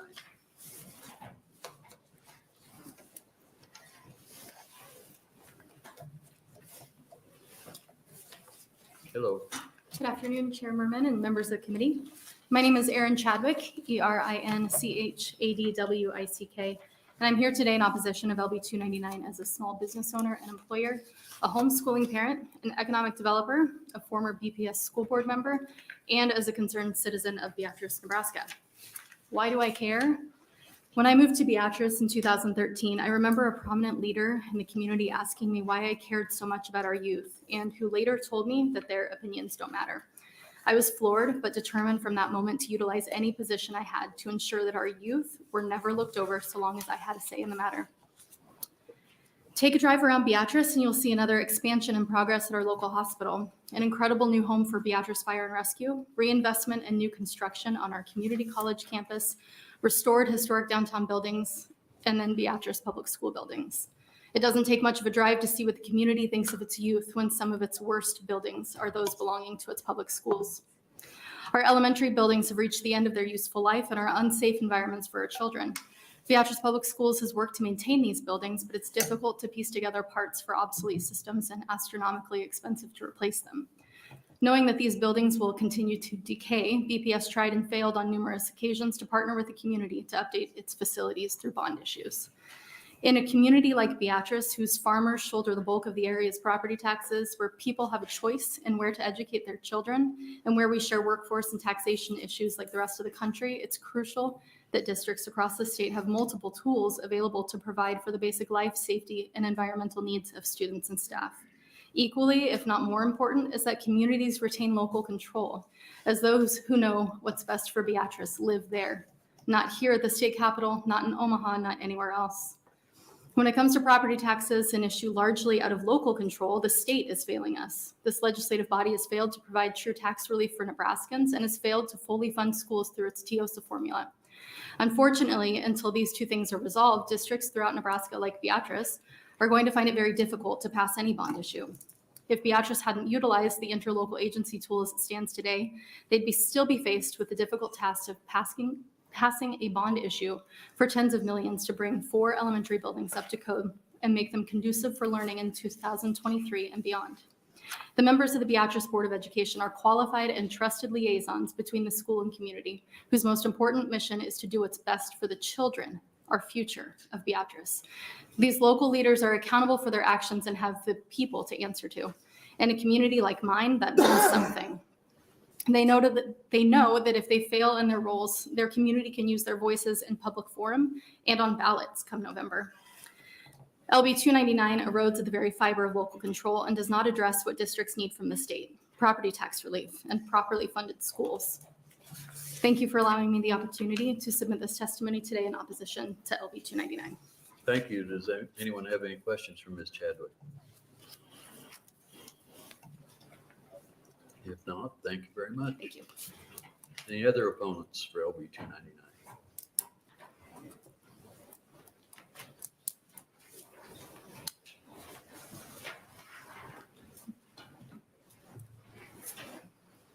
Good afternoon. I'm Doris Martin. I believe in public education and in local control of public schools.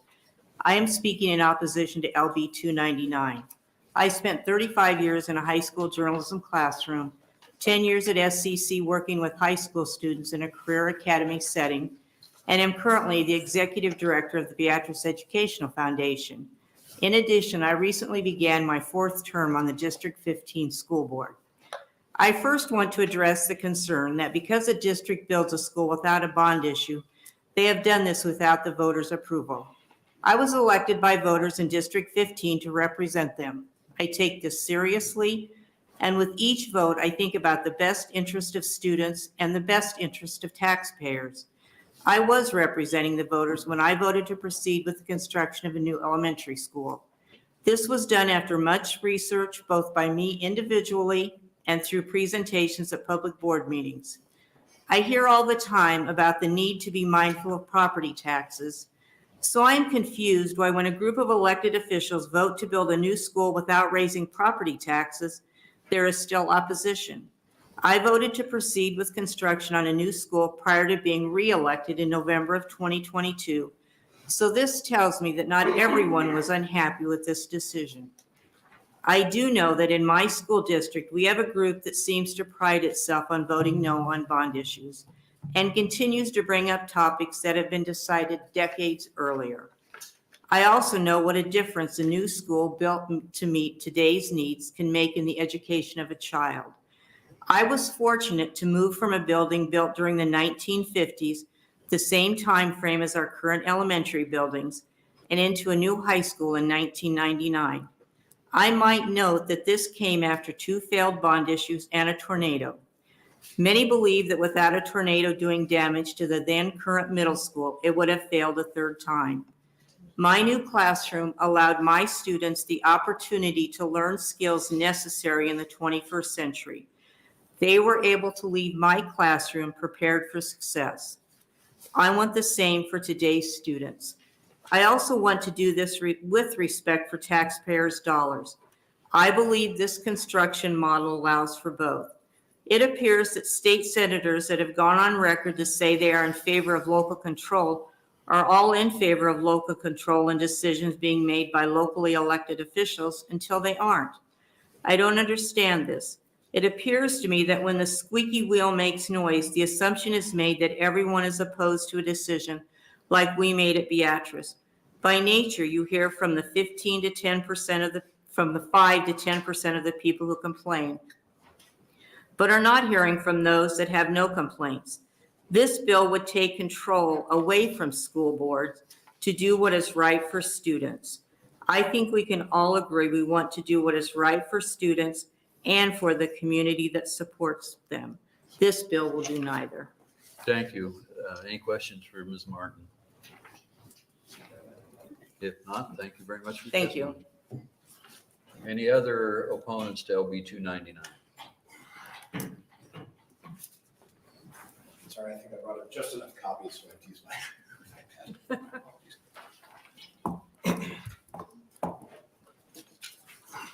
And I'm apparently one of those taxpayers that people keep talking about. Good afternoon. Good afternoon. Chair Merman and Education Committee members, thank you for this time. My name is David Froscheiser, last name Froscheiser, and I'm a local business owner in Beatrice, Nebraska. But more importantly, I'm a father of 3 daughters, ages 8, 5, and 5. And I'm here in opposition of LB 299, not on behalf of all schools in the state, sorry, that's a typo, but mainly for the children who will go to and live in Beatrice indefinitely. Though my wife was born and raised in Beatrice, I was born right here in Lincoln. When we finally moved to Beatrice about 6 years ago, my oldest was 2. So like many who don't have children in their local public school systems, my knowledge of their situation was very negligible. When my oldest finally started her pre-K experience, I was very concerned in my cursory review of the facilities at this location. Without exaggeration, I was so concerned that I began conversations with my wife about removing her and sending her to a private school in the community, especially after I learned of the specific conditions which were presented, some of which were presented here today. I asked to present last so that you would have heard from prior testimony about some of the specific conditions present at these schools and the community's general lack of response to the need. You have also heard some of the stories surrounding our extraordinary new firehouse. And to be fair, I wasn't entirely sure it was necessary even to be built. But then I started to understand and inquire more as to why, and it became clear to me that the need was present. I reference these 2 prior testimonies to say this: Mr. Alexander did a wonderful job in his effort to educate the people of Beatrice as to why a new elementary school was absolutely needed in the best interest of the children, and why, from a fiduciary perspective, it was in the community's best interest financially. Despite all of these efforts of the administration, the staff, and the interested public, I would estimate, and I changed it because I grossly overestimated, I wrote down 60 on your sheets. It was maybe 60 to 80 of the entire community attended one of these meetings. I attended 3 of them personally, and my wife attended a couple that I could not. It was a horrifying realization and reminder that communities can have majorities that simply do not care about the implications for the next generation or for the continuance of a healthy and vibrant community, even if it's the very one they live in. Does that scenario and its potential terrible outcomes not concern the members of this committee? And I believe that's why we need to continue to have options present for the local membership and the local authority.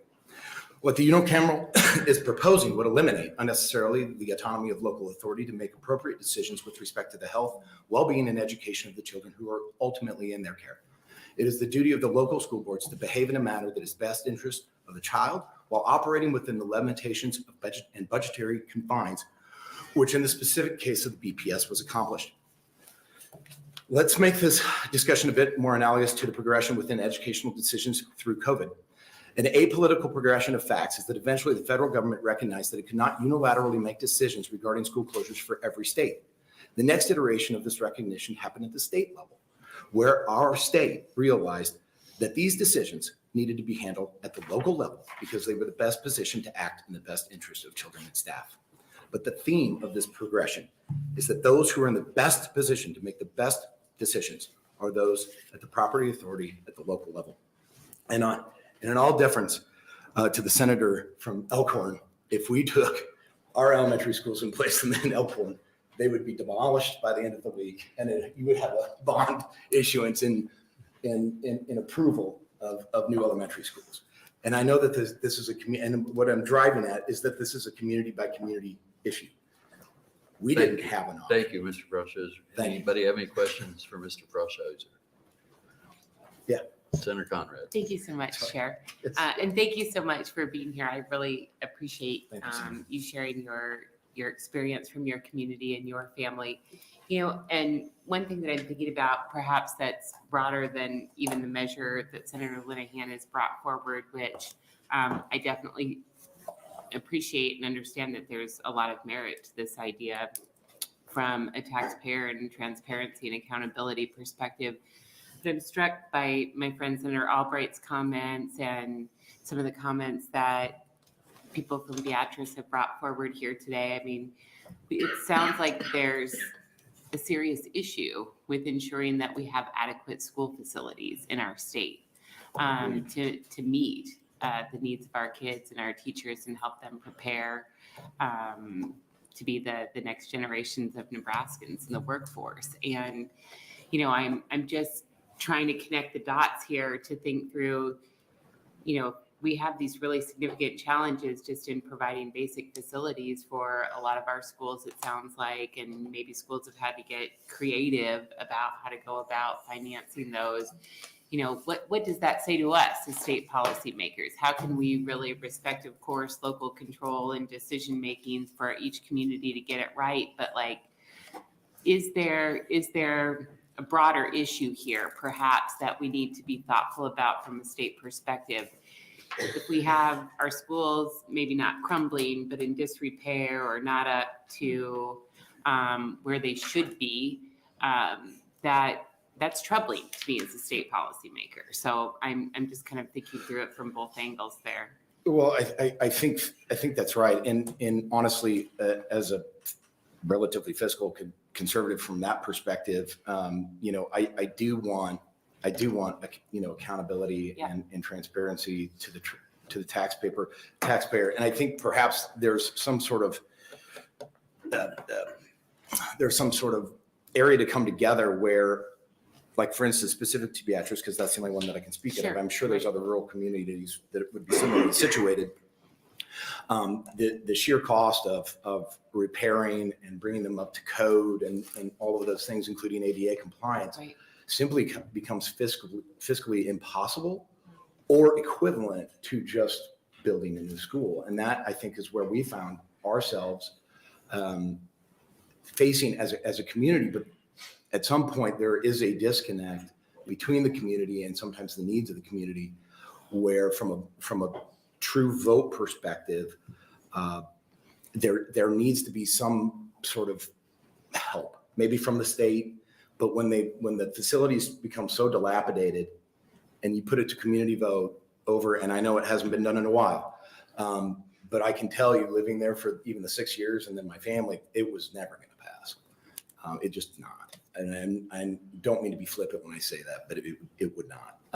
There needs to be a compromise somewhere to where the facilities need to be redone, but maybe it doesn't all fall on the local taxpayer, but then where does it come from? It's got to come from somewhere. Right.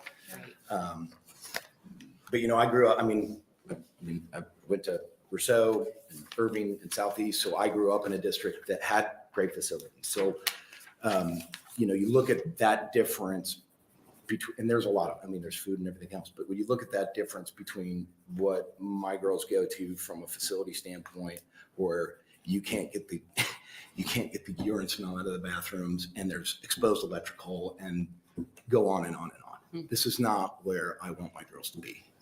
And that's why we literally considered somewhere else to go.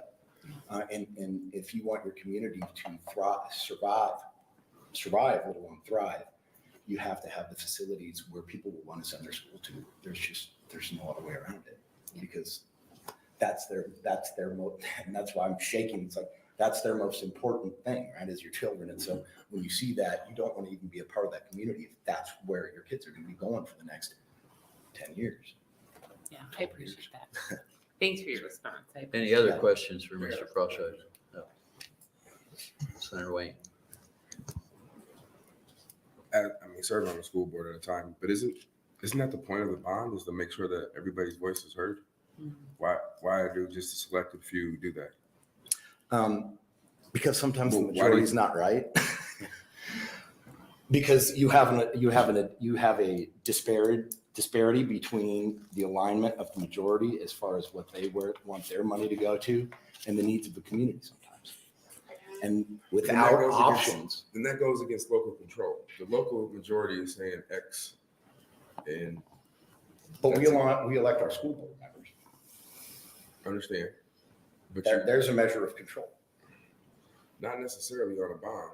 I mean, the point is you ran a bond, or somebody, not you, but they didn't run a bond because they knew they would lose, so they figured out a different way to do it. Right? Like that's the reality. Isn't that what's wrong with all the things that we do, is try to figure out a way that have the people vote? Coming from a perspective, historical perspective, where the majority's never treated me or my people right. But isn't that the truth? I mean, this is the slippery slope of when we start going down the, and we ran a bond. We ran a bond in two bonds. I mean, but when I was on board, we ran a bond, and that was our fear. Our initial need was $1.3 billion, I think. We thought there's no way in hell that's going to pass. So we reduced it to $400 million and broke it up over 2 or 3 bonds. I mean, my concern is that there's no opportunity for people to speak until afterwards, because your election isn't, you can't change the school board until afterwards. So what if the voters would have said afterwards, we're going to gut our whole school board and do something different because we didn't like the bond, but yet the community's still already hooked on this joint project because they never got a voice. Sounds like you should run for school board. I actually thought about it. Not this time. I think what makes the school scenario somewhat different is we're talking about critical infrastructure, right? We're talking about facilities that what are you waiting for? So we don't pass a bond measure. What happens? We have a fire where somebody might get injured. We get food poisoning because our food takes at least 2.5 to 3 hours to get to the students.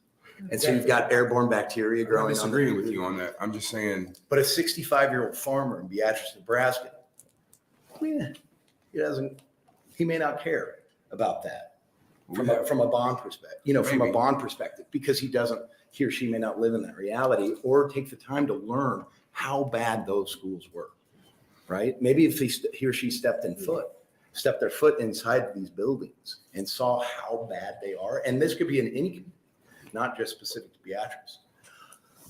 And I'm not saying that this maybe there's a middle ground between the proposal and still allowing some way that when the general public of a community with absolutely dilapidated facilities continues to vote it down, that there's still a measure.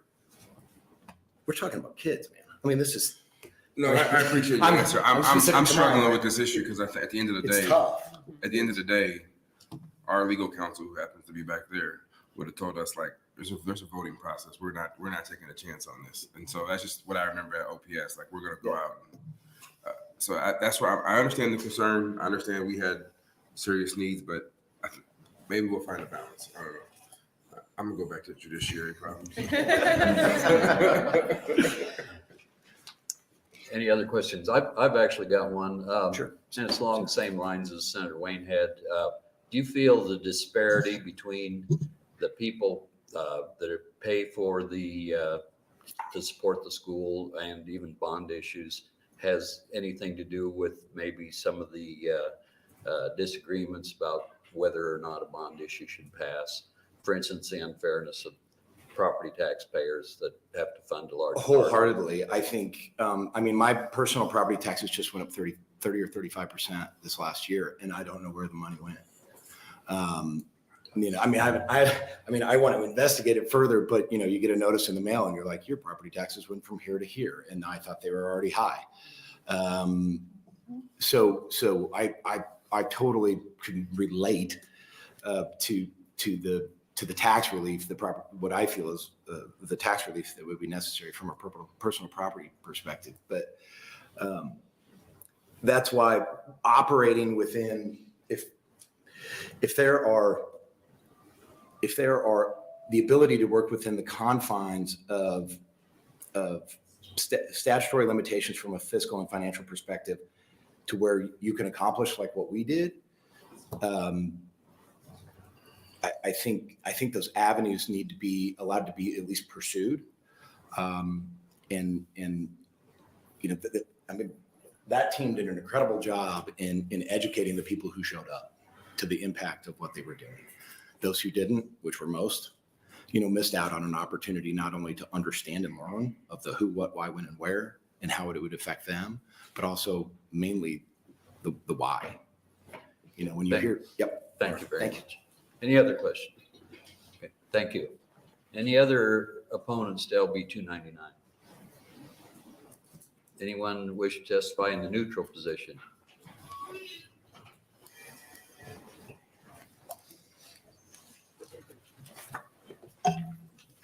Good afternoon.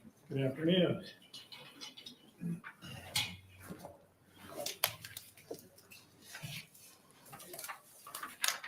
Good afternoon, Chairman Merman and the members of the Education Committee. It's been somewhat refreshing to listen to you talk about issues that are dealing with the needs of kids out there, and that's what we do. My name is Dan Schnoes, DANSCHNOES. I'm currently the Administrator of Educational Service Unit Number 3, located in La Vista, Nebraska. I also currently serve as the President of the ESU Coordinating Council.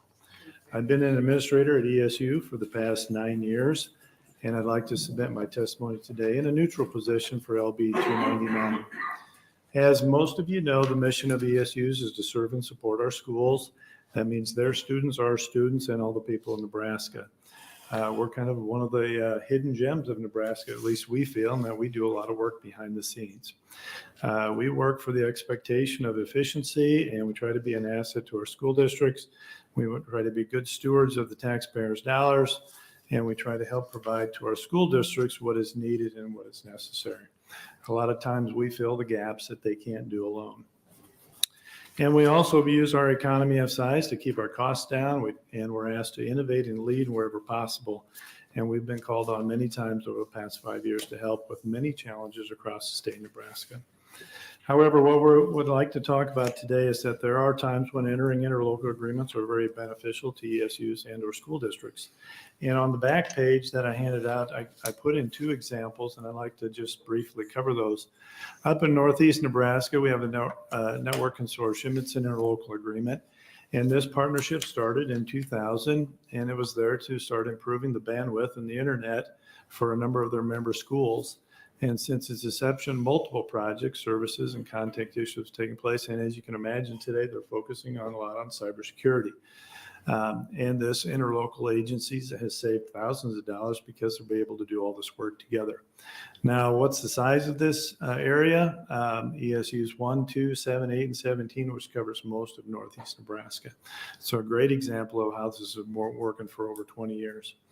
In central Nebraska, we had ESU 10 and the Grand Island Public Schools went together, and they found an old Shopko building, and they got donations from around the community. They did an interlocal agreement for an early childhood center. That is, they're working today and being quite successful for those young people. Again, another example of an interlocal that works. If LB 299 were to pass as stated and ESUs were able to continue to use interlocal agreements for programs that are efficient, effective, and save money, I believe LB 299 would not change the work that we do every day through our ESUs and with our school districts. Thanks for allowing me to testify today, and I'll answer any questions the best I can. Thank you. Any questions for Mr. Schnoes? I have a quick Yes, question. and Albright. So, well, I appreciate all the work that you do with the schools. Do any schools give the ESUs their building fund monies to hold on to and perhaps consider building something later? They do not. Never? Nope. Those are all part of their own general fund and their building funds, and they all have to stay in their own public entity. And we're not allowed to share our funds with them for building projects such as that we would get for property tax, nor are they allowed to share those. However, we have had some ESUs and some school districts go together And for one example, I believe it was in ESU 7, they decided they wanted to build a level 3 behavior school. And so several school districts and the service unit got together, put their funds in the same pool so they could purchase the building and operate the funds to be able to do that. And so they're able to do it, but they don't share the dollars back and forth that goes into that group purchase. But all of that was set ahead of time. And that was not a bonding issue. That was just simply, they put it through their general funds, through the ESU and through the school districts. Thank you. Good question. Any other questions for Dr. Snows? If not, Okay, thank you very thank much. you. Any other testifiers in the neutral position for LB 299? If not, Senator Linehan, you're welcome to close. And while she's coming up, we have 2 comments and proponents, 0 opponents, and 0 neutral. Welcome back. Thank you. And I want to thank all the testifiers. And I know this seems very personal, Beatrice, and for that, I'm sorry. I actually didn't grow up in Elkhorn, Nebraska. I grew up 17 miles down Highway 136 in Lewiston and Crab Orchard, where our school broke down. And I don't know, as a little kid, I remember being horrified. I woke up many mornings wishing the school would burn, and then it actually did. And then you feel horrible. So we rebuilt it. Like, we all went to church and school, and we all went to schools and churches and the shop, and it was a miserable year and a half. And they rebuilt that school as a temporary building. It's still standing there, and they still have the school. So I'm very familiar with Beatrice, and Beatrice has been through, Gage County has been through some horrific times in the last 10, 12 years. We had the Beatrice 6. We've helped them here in the legislature. I think when first year Senator Dorn was here, we approved, we may have even overridden a governor's veto to approve a sales tax. And I think there was an appropriation. Here's the disconnect that I'm concerned about. If we don't speak up here, this is going to become the normal. What I understood, and maybe I didn't understand something in Dr. Alexander's testimony, they have $1.05 general fund levy. They're at that. They put 14 cents in a building fund. That's what your maximum building fund is, 14 cents. And that's how they managed to fund elementary school. But here's what they could have done instead. And I don't know if they tried this. I don't know. I wasn't there. They could have lowered their general fund levy by 14 cents to 91 cents and then said, we're going to pass a bond, but your property tax is going to stay at $1.05. I don't know if that was part of their sales pitch. I'm assuming that the sales pitch was, we're going to have a bond on top of the general fund. Senator Wayne spoke to this. Omaha, when he got on the school board with Senator Vargas, they had many, many, many issues. People hadn't been keeping up the buildings. They knew that if they took $1 billion bond to the public, that would fail. So they split it up over 3 years. And I think now they've even done another one, and every bond has passed. You have to get buy-in from your community. When you don't get buy-in from your community, you're going to have lingering hard feelings. Beatrice is over. I'm looking into the future. We have a whole bunch. I've sent poor Ryan to find Jack, to find another story that I should have brought today at school. It might have been in your district, Senator Merman, I'm not sure. But it's somewhere between like 2 or 3 bigger schools with $1.05 levies. Their levies like 86 cents, put 14 cents of it in a building fund and built a new gym without a vote of the people. Because this kind of stuff, we got 2 things to get control of: the building fund and these interlocal agreements, or we're going to have people building things they shouldn't be building without a vote of the people. And I'm happy to work with school districts, anybody, to figure out a better way to do it. I just think when you avoid or overlook a 65 to 35 vote against something and you do it anyway, you're heading in a very bad direction. A couple other things that were said that I want to just push back on because I'm hearing it a lot. And this isn't peculiar to this hearing, but to this committee. Our state rates 49 in state support for education. is a misleading number. First of all, it doesn't include the 548 million and growing, I think, Senator Breezy, if I'm right there, 548 million in income tax credit for property tax paid for schools. And as Senator Breezy and Senator Albright know, and Senator Walz knows that we're here, that 548 million went into the property tax credit fund because we could not get an agreement from the public schools to take the money in return for lower property taxes. In our TIOSA budget, unless I'm wrong, there is a new building fund. Now, if you're Beatrice and you're not equalized, it doesn't do you any good. We now have proposals in front of us that are going to help address some of the discrepancies, especially Beatrice is one of those schools, along with Waverly, Syracuse, Norris, I'm forgetting some, but the Stance schools. Oh, how can I forget? Lakeview, the Seward. They have been getting abused by the TIOSA formula. They're 50 miles within Lincoln or Omaha where people can drive to get a job, and their schools are growing, many of them. The schools are growing and they're up against $1.05 and they got a lot of ag land, and the TIOSA formula is not treating them right. We're gonna start working on that this year. So I think there's a disconnect in that this is not about Beatrice. Beatrice is done. But I do think we need to look down the road and make sure that we don't continue to have things built that the voters have not approved. I just think it's a bad idea. Thank you, Senator Linehan. Does anyone have any questions? I do. Senator Walz? No. Did I forget Fremont? No, here you go. No, you didn't. I just, and I hope I'm not opening up a can of worms. They don't. Yeah? Something that Senator Conrad said about just the number of buildings that are in disarray across the state. And, it is completely up to the local communities to either repair those or build new buildings.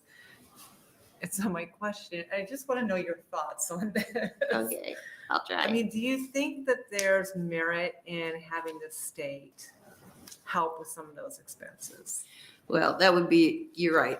That is a can of worms. I know. Because are you going to help? And my people at home will be mostly Dennis Schuster. Be mad about Lewiston. Are you going to help Lewiston rebuild, or should they really be there anymore? Are you going to help? I don't know. I'm sticking with my own hometown because they can be mad at me. But there's lots of schools across the state. They know they're not going to be there forever. So they haven't invested in them. They have let them kind of fall apart. Now, this isn't Beatrice. I'm talking about whatever little town, we all know them. They don't want to give up their school because then the grocery store goes away. In some cases, the only thing left there is the school, and they still don't want to give up the school because the levy's lower. So if you go down that road, you're going to run into kind of, you run into mergers, you'll run into people not wanting to build a new school because they got to get the upkeep. But I'm not saying we shouldn't look at it. I'm just saying it is a can of worms. Mm-hmm. You were right. Okay, thank you. Any other questions for Senator Linehan? Senator Breezy? Just a comment more than a question. Thank you, Chairman Merman. I could turn it into a question, but back in 2018, we had LB 1000, and that was a bill to require a public vote before issuance of bonds under the Public Facilities Construction and Finance Act, something like that. It passed on consent calendar. So is already the law? No, this is something different. Okay. It's a different provision, but same principle, require a public vote prior to the issuance of bonds under the Public Facilities Construction and Finance Act. Again, different provision in law. We passed on consent calendar. And I do think part of getting a bond passed is working with the people as to what's doable. I think what Beatrice ran into, and I do have great empathy for them, they ran into a swarm of problems.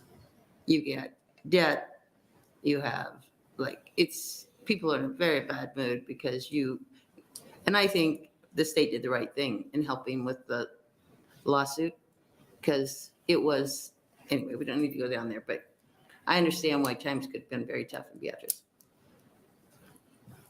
Any other questions for Senator Linehan? If not, thank you very much, Senator Linehan. That'll close the hearing on LB 299 and the hearings for today. Thank you very much.